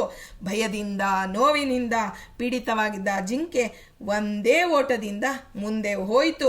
ಅದನ್ನು ಆಯಾಸ ತಡಿಲಾರದೆ ಅದು ಅಲ್ಲೇ ಮರಣವನ್ನು ಹೊಂದಿಬಿಡ್ತು. ಇದೆಲ್ಲವನ್ನ ಒಂದು ಕ್ಷಣ ಮಾತ್ರದಲ್ಲಿ ಭರತ ಮಹರ್ಷಿಗಳು ನೋಡಿದ್ರು. ಆಗ ಅಸಹಾಯಕವಾಗಿ ಆ ಮರಿ, ಆಗಿನ್ನೂ ಬಿದ್ದಂತಹ ಮರಿ ಅಂಥದ್ದು ಪ್ರವಾಹದಲ್ಲಿ ತೇಲ್ಕೊಂಡು ಹೋಗ್ತಾ ಇದೆ. ಆ ಒಂದು ಜಿಂಕೆನ ನೋಡಿದ ಕನಿಕರ ಬಂದೇ ಬಿಡ್ತು. ಆ ಕನಿಕರ ಅನ್ನೋದು ಎಲ್ಲಿಂದ ಬರುತ್ತೆ ರೀ? ಮನಸ್ಸಿನಿಂದ ಬರುತ್ತೆ. ಶುದ್ಧ ಮನಸ್ಕನಾಗಿದ್ದ ಭರತ ಅಂತ ನಾವು ಕೇಳ್ತೀವಿ. ಎಲ್ಲ ಕರ್ಮದ ವಾಸನೆಯನ್ನು ಕಳೆದುಕೊಂಡಿದ್ದ. ಆದರೆ ನೋಡಿ, ಭಗವಂತ ಎಲ್ಲೋ ಅಲ್ಪ ಸ್ವಲ್ಪ ಇರೋದನ್ನು ಇದನ್ನು ನಾನು ಅವನನ್ನು ನಿವಾರಣೆ ಮಾಡಬೇಕು ಅಂತ ಹೇಳಿ ಆ ಕನಿಕರವನ್ನು ಹುಟ್ಟಿಸಿ ಆ ಜಿಂಕೆ ಮರಿಯನ್ನು ಆ ಪ್ರವಾಹದಲ್ಲಿ ಹೋಗ್ತಾ ಇದ್ದ ಜಿಂಕೆ ಮರಿಯನ್ನು ತನ್ನ ತಪಶಕ್ತಿಯಿಂದ ಅದನ್ನು ಅವನು ತನ್ನ ಕೈಗೆ ತಗೊಂಡು ಬಂದು ಅದರ ಆರೈಕೆ ಮಾಡೋಣಪ್ಪ. ನನಗೆ ಈ ಜಿಂಕೆಯ ಮರಿ ದೇವ್ರು ಕೊಟ್ಟಿದ್ದಾನೆ ಅಂದರೆ ಇದ್ರದ್ದು ಜವಾಬ್ದಾರಿ ನನಗೆ ಕೊಟ್ಟಿದ್ದಾನೆ. ಈಗ ನಾವು ಹೇಳ್ತೀವಲ್ಲ ನೋಡಿ, ನಮಗೆ ಮಕ್ಕಳು ಕೊಟ್ಟಿದ್ದಾನೆ ಅಂದರೆ ಅವ್ರನ್ನ ನಮ್ಮ ಕೊನೆ ಕ್ಷಣದವರೆಗೂ ನಾವು ಅವ್ರನ್ನ ನೋಡ್ಕೋಬೇಕು ಅನ್ನೋ ಭ್ರಮೆಯಲ್ಲಿ ನಾವು ಬದುಕ್ತಿದ್ದೀವಿ. ಪುಟ್ಟ ಮಗುವನ್ನು ನೋಡ್ಕೊಳ್ಳೋದು ಅದು ಬೇರೆ ರೀ. ಆದರೆ ವಯಸ್ಸಾದ ಮೇಲೂ ಅವರನ್ನು ನಾವು ಪುಟ್ಟ ಮಗುವಿನಂತೆ ನೋಡ್ತೀವಲ್ಲ, ಅದು ನಮ್ಮ ಹೀನ ಸ್ಥಿತಿ ಅಂತ ನಾವು ತಿಳಿಬೇಕು. ಹಾಗೆ ನಮ್ಮ ಕರ್ಮ, ಆ ಕರ್ಮದಂತೆ ನಮಗೆ ಬುದ್ಧಿ ಪ್ರಚೋದನೆ ಆಗ್ತಾ ಇದೆ. ಹೀಗೆ ಮರಿ ಆ ಒಂದು ಕ್ರಮವಾಗಿ ಬೆಳೆದು ದೊಡ್ಡದಾಗ್ತಾ ಇದೆ. ಈಗ ಭರತನಿಗೆ ಆ ದೊಡ್ಡದು ಮಾಡ್ತಾ ಮಾಡ್ತಾ ಮಾಡ್ತಾ ಅದಕ್ಕೆ ಹುಲ್ಲೆಲ್ಲ ಅಲ್ಲಿರ್ತಕ್ಕಂಥ ಎಳೆಯ ಹುಲ್ಲುಗಳ ತಂದ, ಆಗಿನ್ನೂ ಹುಟ್ಟಿದ ಜಿಂಕೆ ಮರಿ ಅದನ್ನು ಹೇಗೆ ಸಾಕೋದು? ಆ ಹುಲ್ಲನ್ನು ಚೆನ್ನಾಗಿ ಕಲ್ಲು ತಗೊಂಡು ಕುಟ್ಟಿ ಆ ಹುಲ್ಲಿನ ರಸವನ್ನು ಅರೆದು ಆ ಜಿಂಕೆಯ ಮರಿಗೆ ಅವನು ಆ ಒಂದು ಹಾಲು ಕುಡಿಸುವಂತೆ ಆ ಹುಲ್ಲಿನ ರಸವನ್ನು ಕುಡಿಸಿ ಕುಡಿಸಿ ಬೆಳೆಸ್ತಾನೆ. ಹೀಗೆ ಆ ಒಂದು ಯಾವಾಗ ಅವನು ತಪಸ್ಸಿ ಕೂತ್ಕೋಬೇಕು ಅಂದ್ರೂ ಭಯದಿಂದ ಕಣ್ಣು ಬಿಟ್ಟು ನೋಡ್ತಿದ್ದ. ಎಲ್ಲಿ ಕಾಡು ಮೃಗಗಳು ಬರುತ್ತೋ ಆ ಜಿಂಕೆ ಮರಿಯನ್ನ ಏನು ಮಾಡಿಬಿಡತ್ತೋ ಅಂತ ಹೇಳಿ ಭಗವದಾರಾಧನೆ ಸ್ವಲ್ಪ ಸ್ವಲ್ಪವಾಗಿ ಮರೆಯಾಗ್ತಾ ಬಂತು. ನೋಡಿ, ಕಾಲನಾಮಕ ಭಗವಂತನ ಅನುಗ್ರಹ ಇಲ್ಲದೆ ಇದ್ರೆ ನಾವು ಈ ಕ್ಷಣ ಇನ್ನೇನು ದಕ್ಕಿತು ಅನ್ಕೋತೀವಿ, ಅದು ನಮ್ಮ ಕೈ ಬಿಟ್ಟು ಹೋಗುತ್ತೆ. ಶುದ್ಧ ಮನಸ್ಕನಾಗಿದ್ದ ಇನ್ನೇನು ದೇವರ ಆ ಒಂದು ಪ್ರಸಾದವನ್ನು ಪಡಿಬೇಕು ಅನ್ನೋ ಹಂತದಲ್ಲಿ ಯೋಗ ಭ್ರಷ್ಟೋಭಿ ಜಾಯತೆ ಅಂತ ಕೃಷ್ಣ ಏನು ಹೇಳ್ತಾನೆ. ಆ ಒಂದು ಯೋಗ ನಾವು ಧ್ರುವರಾಜರ ಇದರಲ್ಲೂ ಹಾಗೆ ನೋಡ್ತೀವಿ. 6 ತಿಂಗಳ ಸಾಧನೆ ಉಳಿದಿತ್ತು ರೀ, ಆದರೆ ಆ ಜನ್ಮದಲ್ಲಿ ಆಗಲಿಲ್ಲ. ಮುಂದೆ ಅವರು ಧ್ರುವರಾಜರಾಗಿ ಹುಟ್ಟಿ ಬಂದು 6 ತಿಂಗಳ ಸಾಧನೆ ಮಾಡಿ ದೇವರನ್ನ ಕಂಡ್ರು ಅಂತ ನಾವು ಕೇಳ್ತೀವಿ. ಹೀಗೆ ಆ ಮರಿಯ ಮೈ ತೊಳೆಯೋದು, ಮುದ್ದಾಡೋದು, ಆಹಾರ ತಿನ್ನಿಸೋದು, ಹೀಗೆ ಅವನ ಅನುಷ್ಠಾನ ಎಲ್ಲವೂ ಕಡಿಮೆ ಆಗ್ತಾ ಬಂತು. ಮರಿಯನ್ನ ನೋಡಿದಾಗೆಲ್ಲ ಅವನ ಮನಸ್ಸಿಗೆ ಏನು ಅನ್ನಿಸ್ತಿತ್ತು, ಒಳಗೆ ನೋಡಿ ಒಂದು ಅಹಂಕಾರ ಬೆಳೆಯತ್ತಲ್ಲ, ಪ್ರವಾಹದಲ್ಲಿ ಇದು ಬಿದ್ದು ಸತ್ತೋಗ್ತಿತ್ತು, ನಾನಿದ್ದಿದ್ದಕ್ಕೆ, ನಾನು ಇದನ್ನ ಕಾಪಾಡಿದ್ದಕ್ಕೆ ಇದು ಬದುಕ್ತಾ ಇತ್ತು ಅನ್ನೋ ಒಂದು ಅಹಮ್ಮು ಅವನಲ್ಲಿ ಪ್ರವೇಶಿಸಿ ಬಿಡ್ತು. ಸ್ವಪ್ರಯೋಜನಕ್ಕಿಂತ ಶರಣಾಗತ ರಕ್ಷಣೆ ಅನ್ನೋದು ಮುಖ್ಯ ಅನ್ನುವ ಭಾವನೆ ಬೆಳೆದು ಹೋಯಿತು. ಇದು ಎಂಥ ಒಂದು ಅಜ್ಞಾನ ಅಂದರೆ, ನಮ್ಮ ಒಂದು ಸ್ವಪ್ರಯೋಜನಕ್ಕಿಂತ ನನಗೇನು ಪ್ರಯೋಜನ ಇಲ್ಲ, ಜಿಂಕೆ ಮರಿ ನಾನು ಎಲ್ಲವನ್ನ ಆ ದೇವರನ್ನು ಕಾಣಬಲ್ಲಂತಹ ಋಷಿ ನಾನು, ನನಗೇನು ಪ್ರಯೋಜನ ಇಲ್ಲ. ಆದರೆ ಶರಣಾಗತ ರಕ್ಷಣೆ ಅದು ಆರ್ತವಾಗಿ ಆ ಮರಿ ಹೋಗ್ತಿತ್ತು, ಅದಕ್ಕೆ ನಾನು ರಕ್ಷಣೆ ಮಾಡಬೇಕಪ್ಪ, ಇದು ನಂದೇ ಜವಾಬ್ದಾರಿ ಅಂತ ತಿಳ್ಕೊಂಡು ಅಂತ ಭಾವನೆ ಬೆಳೆದೋಯ್ತು. ಹೀಗೆ ಫಲ ಪುಷ್ಪ ದರ್ಭೆ ಸಮಿತ್ತು ಏನ್ ತರಕ್ಕೆ ಹೋಗ್ಬೇಕಾದ್ರು ಆ ಮರಿಯನ್ನ ತಾನು ಜೊತೆಯಲ್ಲೇ ಹೆಗಲ ಮೇಲೆ ಇಟ್ಕೊಂಡು, ಮಕ್ಕಳು ಮೊಮ್ಮಕ್ಕಳು ಎಲ್ಲರೂ ಇದ್ರು ರೀ, ಎಲ್ಲರನ್ನ ಬಿಟ್ಟು ಭಗವಂತನಿಗಾಗಿ ಬಂದವನು ಇವತ್ತು ಮರಿಯ ಒಂದು ಜಿಂಕೆ ಮರಿಯ ಇದನ್ನೇ ಆರೈಕೆ ಮಾಡ್ತಾ ಮಾಡ್ತಾ ಅದು ಇವನಲ್ಲಿ ಒಂದು ಪ್ರವೇಶ ಆಗೋಯ್ತು. ಮನಸ್ಸಿನ ತುಂಬ ಜಿಂಕೆ ಮರಿಯೇ ಬಂದು ತುಂಬ್ಕೊಂಡ್ಬಿಡ್ತು. ಹೀಗೆ ಒಂದು ಕ್ಷಣ ಅದು ಆ ಕಡೆ ಈ ಕಡೆ ಹಾರ್ತಿದ್ರೆ ಇವನ ಕಣ್ಣು ಆ ಜಿಂಕೆಯಂತೆ ವೇಗವಾಗಿ ಜಿಂಕೆಯನ್ನ ಒಂದು ಅನುಸರಿಸ್ತಾ ಇತ್ತು ಅಂತ ಹೇಳ್ತಾರೆ. ಹೀಗೆ ಇದೆಲ್ಲ ಮೋಕ್ಷ ವಿರೋಧಿಗಳು ಇವರೆಲ್ಲ ಹೆಂಡರು ಮಕ್ಕಳು ಅಂತ ಹೇಳಿ ಬಿಟ್ಟು ಬಂದ್ರು. ಆದರೆ ಜಿಂಕೆಯ ವ್ಯಾಮೋಹಕ್ಕೆ ಸಿಲುಕಿ ಅವನು ಭಯಂಕರವಾದಂತಹ ಅಜ್ಞಾನ ಅವನಿಗೆ ಬಂದೇ ಬಿಡ್ತು. ಈಗ ಭರತನಿಗೆ ಮರಣ ಕಾಲ ಸಮೀಪ ಆಗ್ತಾ ಇದೆ. ಹತ್ತಿರದಲ್ಲೇ ಕೂತು ಆ ಭರತ ಮಹರ್ಷಿಗೆ ಮಲಗಿಬಿಟ್ಟಿದ್ದಾನೆ. ಆ ಒಂದು ಜಿಂಕೆ ಮರಿ ನೋಡಿ, ನಾವು ಯಾರಿಗೆ ಪ್ರೀತಿ ತೋರಿಸ್ತೀವಲ್ಲ ಅವರು ನಮಗೆ ತೋರಿಸ್ತಾರೆ ರೀ. ಈ ಎರಡೂ ಬಂಧಕ ರೀ, ನಾವು ತೋರಿಸುವ ಪ್ರೀತಿ ಅವರಿಗೆ ಬಂಧಕ, ಅವರು ತೋರಿಸುವ ಪ್ರೀತಿ ನಮಗೆ ಬಂಧಕ. ಆ ಜಿಂಕೆ ಅಳ್ತಾ ಇದೆ. ಆಗ ಮತ್ತೆ ಇವನಿಗೆ ನಾನು ಮರಣ ಹೊಂದೋದಿಲ್ಲ, ನನಗೆ ಇನ್ನೂ ನಾ ಬದುಕಬೇಕು, ಜಿಂಕೆ ಮರಿನ ಕಾಪಾಡಬೇಕು, ಇಷ್ಟೇ ಅವನ ತಲೆಯಲ್ಲಿ ಇದ್ದಿದ್ದು. ಇದನ್ನ ಯಾವತ್ತೂ ಮರಣವನ್ನ ಬರಲಿ ಅಂತ ಆಸೆ ಪಡಬಾರ್ದು. ನಾನು ಈಗಲೇ ಸಾಯ್ಬೇಕ್ರಿ ಅಂತ ಅನ್ಬಾರ್ದು. ಅಥವಾ ಭಗವಂತ ಕರ್ಕೊಂಡು ಹೋಗಕ್ಕೆ ಬಂದಾಗ ನಾನು ಇನ್ನೂ ಬದುಕಬೇಕು ಸ್ವಾಮಿ, ನಾನು ಯಜ್ಞ ಯಾಗ ಹೋಮ ಹವನ ಎಲ್ಲ ಮಾಡಿ ಏನಾದರೂ ನನಗೆ ಆಯುಷ್ಯ ಕೊಡು ಅಂತ ನಾವು ಕೇಳಬಾರ್ದು. ಮರಣ ಬಂತು ಅಂದರೆ ಅದನ್ನು ಸಂತೋಷವಾಗಿ ಸ್ವೀಕಾರ ಮಾಡಬೇಕು. ಇಲ್ಲಪ್ಪ ನಿನಗೆ ಇನ್ನೂ ಬದುಕಿದೆ ಅಂತ ದೇವ್ರನ್ನ ನಿನ್ನನ್ನು ಉಳಿಸಿದಾನೆ ಅಂದರೆ ನಾವು ಸಾಧನೆಯಲ್ಲಿ ತೊಡಗಬೇಕು ಅಂತ ಭರತ ಕೇಳಿದ್ದ. ಆದರೆ ಕೊನೆಯಲ್ಲಿ ಅದು ಬರಲಿಲ್ಲ. ಹಾಗಾಗಿ ಜಿಂಕೆಯನ್ನ ಕೂತು ಆ ಎಂ ವಾಪಿ ಸ್ಮರನ್ ನಿತ್ಯಂ ಅಂತ ಕೃಷ್ಣ ಏನು ಹೇಳ್ತಾನೆ, ಯಾವ ಕ್ಷಣದಲ್ಲಿ ಕೊನೆಯ ಕ್ಷಣದಲ್ಲಿ ನಾವೇನು ಸ್ಮರಣೆ ಮಾಡ್ತೀವೋ ಅದೇ ನಾವಾಗಿ ಮುಂದೆ ಹುಟ್ಟುತ್ತೀವಿ ಅಂದಾಗ ಮುಂದಿನ ಆ ಜಿಂಕೆನ ನೋಡಿ ನೋಡಿ ನೋಡಿ ನೋಡಿ ಏನಾಗ್ಬಿಡ್ತು, ಆ ಜಿಂಕೆನ ನೋಡಿ ಮರಣ ಸಮಯದಲ್ಲಿ ಜಿಂಕೆಯೇ ಒಂದು ಬಂತು, ಸ್ಮರಣೆ ಬಂತು. ಹಾಗಾಗಿ ಮುಂದಿನ ಜನ್ಮದಲ್ಲಿ ಅವನು ಜಿಂಕೆಯಾಗೆ ಹುಟ್ಟಿದ. ಆದರೆ ಹಿಂದಿನ ಜನ್ಮದಲ್ಲಿ ಅಖಂಡವಾಗಿ ಭಗವಂತನ ಆರಾಧನೆಯನ್ನು ಮಾಡಿದಂತಹ ರಾಜರ್ಷಿಯಾಗಿದ್ದ ಭರತ. ಹಾಗಾಗಿ ಭಗವಂತ ಅವನಿಗೇನು ಮಾಡ್ದ, ಆ ಒಂದು ಜಿಂಕೆಯ ಜನ್ಮದಲ್ಲೂ ಪೂರ್ವ ಜನ್ಮದ ಸ್ಮೃತಿಯನ್ನು ಕೊಟ್ಟ. ನಾನು ಯಾರು, ನಾನು ಏನು ತಪ್ಪಿಗಾಗಿ ನನಗೆ ಜಿಂಕೆ ಜನ್ಮ ಬಂದಿದೆ ಅನ್ನೋದು ಅವನಿಗೆ ನೆನಪಾಯಿತು. ಆಗ ನಾನು ಒಂದು ಜಿಂಕೆಯ ಮರಿಯ ವ್ಯಾಮೋಹದಿಂದ ನಾನು ದಾರಿ ತಪ್ಪಿದ್ದೆ, ಈಗ ನನಗೆ ಮತ್ತೆ ಮೃಗ ಜನ್ಮ ಬಂದಿದೆ. ಆದರೆ ಈ ಮೃಗ ಜನ್ಮವನ್ನು ಭಗವಂತ ಕೊಟ್ಟಂತಹ ಒಂದು ಶಿಕ್ಷೆಯನ್ನು ಸಂತೋಷವಾಗಿ ತಗೋತೀನಿ ಅಂತ ಹೇಳಿ ತನ್ನ ಜಿಂಕೆಗಳೆಲ್ಲ ಗುಂಪು ಗುಂಪಿನಲ್ಲಿ ಇರುತ್ತೆ ರೀ. ಆದರೆ ಈ ಜಿಂಕೆ ಇದೆಯಲ್ಲ, ಭರತ ಏನು ಜಿಂಕೆಯಾಗಿ ಹುಟ್ಟಿದ್ದ, ಅವನು ತನ್ನ ಮಂದೆಯನ್ನು ಬಿಟ್ಟುಬಿಟ್ಟು ಪೂರ್ವ ಜನ್ಮದಲ್ಲಿ ತಾನು ತಪಸ್ಸು ಮಾಡ್ತಿದ್ದಂಥ ಸಾಲಿಗ್ರಾಮ ಕ್ಷೇತ್ರಕ್ಕೆ ಬಂದ. ಆ ಜಿಂಕೆ ಬಂತು. ಆಗ ಅಲ್ಲಿಯೇ ತರೆಗಲೆಗಳನ್ನು ತಿಂತ ಋಷಿ ಮುನಿಗಳ ಒಂದು ಆಶ್ರಮದ ಸುತ್ತಮುತ್ತ ಓಡಾಡುತ್ತಾ ಕಣ್ಣೀರಿಡ್ತಾ ಕೂತಿದ್ದ ಭರತ. ಎಲ್ಲ ಋಷಿ ಮುನಿಗಳು ನೋಡ್ತಾ ಇದ್ರು, ಇವನು ಭರತ ಇಂತಹ ಜಿಂಕೆ ಜನ್ಮ ಬಂದಿದೆ ಅಂತ ಹೇಳಿ ಎಲ್ಲ ರೀತಿಯ ಪಾರಾಯಣ, ಎಲ್ಲ ರೀತಿಯ ತಪಸ್ಸನ್ನು ಮಾಡಿ ಅದಕ್ಕೆ ತಾವು ಆಹಾರವನ್ನು ಕೊಡ್ತಾ ಇದ್ರು. ಹೀಗೆ ಜಿಂಕೆಯ ಜನ್ಮವನ್ನು ಮುಗಿಸಿಕೊಂಡು ಆ ನಂತರ ಅಂಗೀರಸ ಗೋತ್ರದಲ್ಲಿ ಉತ್ಪನ್ನನಾದಂತಹ ಅವನು ಕರ್ಮನಿಷ್ಠನಾದಂತಹ ಬ್ರಾಹ್ಮಣನ ಮನೆಯಲ್ಲಿ ಅವನಿಗೆ ಜನ್ಮ ಸಿಕ್ತು. ಆಗಲೂ ಅವನಿಗೆ ಪೂರ್ವ ಜನ್ಮದ ಸ್ಮರಣೆ ಇತ್ತು. ನಾನು ಜಿಂಕೆಯ ಜನ್ಮದಲ್ಲಿ ಇದ್ದೆ, ಹಿಂದೆ ಮಹರ್ಷಿಗಳೆಲ್ಲ ನನಗೆ ಆಹಾರ ಕೊಟ್ಟು ಈ ಜಿಂಕೆಯ ಜನ್ಮವನ್ನು ಕಳೆದ್ರು. ಅದಕ್ಕಿನ್ನ ಪೂರ್ವದಲ್ಲಿ ಜಿಂಕೆಯನ್ನು ನಾನು ಇದು ಮಾಡಿ ಮನಸ್ಸಿನಲ್ಲಿ ತಗೊಂಡು ಅದರಿಂದ ನನ್ನ ಒಂದು ಸಾಧನೆಯ ಅದು ತಪ್ಪಿತ್ತು, ಎಲ್ಲವೂ ಅವನಿಗೆ ಸ್ಮರಣೆಗೆ ಇತ್ತು. ಹಾಗಾಗಿ ಅವನು ಮಾತು ಬಾಯೇ ಬಿಟ್ಟಿಲ್ಲ ರೀ. ಆ ಮಗು ಹುಟ್ಟಿದ ಮಗು ಬಾಯಿ ಬಿಟ್ಟಿಲ್ಲ ಅಂದರೆ ಅಂತಹ ಮೌನ. ಜಡ ಭರತ ಅಂತ ಹೇಳಿ, ಅಂದರೆ ಜಡ ಅಂದರೆ ಜಡದಂತೆ. ಜಡ ಯಾವತ್ತಾದರೂ ಮಾತಾಡುತ್ತಾ? ಒಂದು ಕಲ್ಲು ಮಾತಾಡ್ತು, ಮಣ್ಣು ಮಾತಾಡ್ತು ಅಂತ ನಾವು ವೇದದಲ್ಲಿ ಕೇಳ್ತೀವಿ. ಕಲ್ಲು ಮಾತಾಡ್ತು ಅಂದರೆ ಆ ಕಲ್ಲಲ್ಲ ಮಾತಾಡಿದ್ದು, ಕಲ್ಲಿಗೆ ಅಭಿಮಾನಿ ದೇವತೆ ಮಾತಾಡಿದ್ದು ಅಂತ ತಿಳಿಬೇಕು ಅಂತ ಶ್ರೀಮದಾಚಾರ್ಯ ಹೇಳ್ತಾರೆ. ಹಾಗೆ ಅವನು ಜಡದಂತೆ ಎಲ್ಲವೂ ಇದೆ, ಮಾತನಾಡುವ ಅಂಗ ಇದೆ, ಎಲ್ಲವೂ ಇದೆ, ಆದರೆ ಮೌನ ವಹಿಸಿಯೇ ಬಿಟ್ಟ. ಒಂದೇ ಒಂದು ಮಾತಾಡಿಲ್ಲ ರೀ. ಮಾತಿಲ್ಲದೆ ಅವನು ಭಗವಂತನ ಏಕಾಂಗಿಯಾಗಿ ಭಗವಂತನ ಗುಣಚಿಂತನೆಯಂತಹ ಮನುಷ್ಯ ಜನ್ಮ ಬಂದಿದೆ, ನಾನು ಆ ಬಂದದ್ದನ್ನು ಹಾಳು ಮಾಡಿಕೊಂಡು ಜಿಂಕೆಯಾಗಿ ಬಿಟ್ಟೆ, ಅದರಿಂದ ಈಗ ಬಂದಿರತಕ್ಕಂಥದ್ದು ನಮಗೆ ಕಳೆದು ಹೋದ ನಮಗೆ ಅತ್ಯಂತ ಅಮೂಲ್ಯವಾದಂತಹ ವಸ್ತುವಿನ ಬಗ್ಗೆ ಗೌರವ ಯಾವಾಗ ಬರುತ್ತೆ ಗೊತ್ತಾ? ಅದು ಇದ್ದಾಗ ಬರೋದಿಲ್ಲ ರೀ, ನಾವು ಕಳ್ಕೊಂಡಾಗ ಅದರ ಮಹತ್ವ ನಮಗೆ ಅರಿವಾಗತ್ತೆ. ಅದನ್ನು ಆ ಭರತ ಕಳೆದುಕೊಂಡಿದ್ದ ಮನುಷ್ಯ ಜನ್ಮವನ್ನು ಈಗ ಮತ್ತೆ ಬ್ರಾಹ್ಮಣ ಜನ್ಮವನ್ನು ಪಡೆದುಕೊಂಡು ಅವನು ಏಕಾಂಗಿಯಾಗಿ ಬಿಟ್ಟ. ಒಂದೇ ಒಂದು ಮಾತು ಯಾರ ಜೊತೆಯಲ್ಲೂ ಆಡ್ತಾ ಇರಲಿಲ್ಲ. ಭಗವಂತನ ಗುಣ ಕೀರ್ತನೆ ಮಾಡ್ತಾ ಕಾಲ ಕಳೀತಾ ಇದ್ದ. ಜನರಿಂದ ದೂರ ಇರಲು ಅವನು ಹುಚ್ಚ, ಕಿವುಡ, ಮೂಕನಂತೆ ನಟಿಸ್ತಾ ಇದ್ದ. ಆದರೆ ತಂದೆ ಮಾತ್ರ ತನ್ನ ಮಗ ಅಲ್ವಾ, ಅಭಿಮಾನ, ತನ್ನ ಕರ್ತವ್ಯ ಅಂತ ತಿಳಿದು ಅವನಿಗೆ ಮುಂಜಿಯನ್ನು ಮಾಡ್ದ. ಉಪನಯನ ಸಕಾಲಕ್ಕೆ ಉಪನಯನ ಮಾಡ್ದ. ಉಪನಯನವಾದ ಮೇಲೆ ಅವನ ಮುಖದಲ್ಲಿ ವಿಚಿತ್ರವಾದಂತಹ ಕಾಂತಿ ಬಂತು. ಇಷ್ಟಾದರೂ ಅವನು ಯಾರೊಂದಿಗೂ ಮಾತಾಡ್ತಿರಲಿಲ್ಲ. ಆ ಕರ್ಮ ನಿಯಮಗಳಿಗೆ ಅವನು ನಿರ್ಬಂಧ ಇಟ್ಕೊಳ್ಳದೆ ಅಸಂಬದ್ಧ ಕಾರ್ಯಗಳನ್ನು ಮಾಡ್ತಾ ಮೂಢನಂತೆ ಇವರೆಲ್ಲರೂ ನನ್ನ ಬಿಟ್ಟು ಬಿಡ್ಲಿ, ನನ್ನ ಪಹಾಡಿಗೆ ನಾನು ಜಿಂಕೆ ಹೇಗೆ ಅಳತಾ ಕೂತ್ಕೊಂತು, ಅದಕ್ಕಾಗಿ ಆ ಜಿಂಕೆಯಿಂದ ನಾನಿವತ್ತು ಮತ್ತೆ ಇಂತಹ ಹೀನ ಸ್ಥಿತಿಗೆ ಬಂದೆ. ಅದರಿಂದ ಇವರಿಗೆ ನನ್ನ ಮೇಲೆ ಅಭಿಮಾನ ಬೆಳೆದ್ರೆ ಇವರು ನನ್ನ ಸಾಧನೆಗೆ ಅಡ್ಡಿ ಮಾಡಿ ಯಾರು ಅಂತ ಹೇಳಿ ಅವರನ್ನು ಮೂಢನಂತೆ ನಟಿಸಿ ದೂರ ದೂರ ದೂರ ಇರುವಂತಹ ಪ್ರಯತ್ನ ಮಾಡ್ತಿದ್ದ. ಹೀಗಿರುವಾಗ ಭರತ ಅವನ ತಂದೆ ಮರಣ ಹೊಂದಿದ. ತಾಯಿ ಸಹಗಮನ ಮಾಡಿಬಿಟ್ಲು.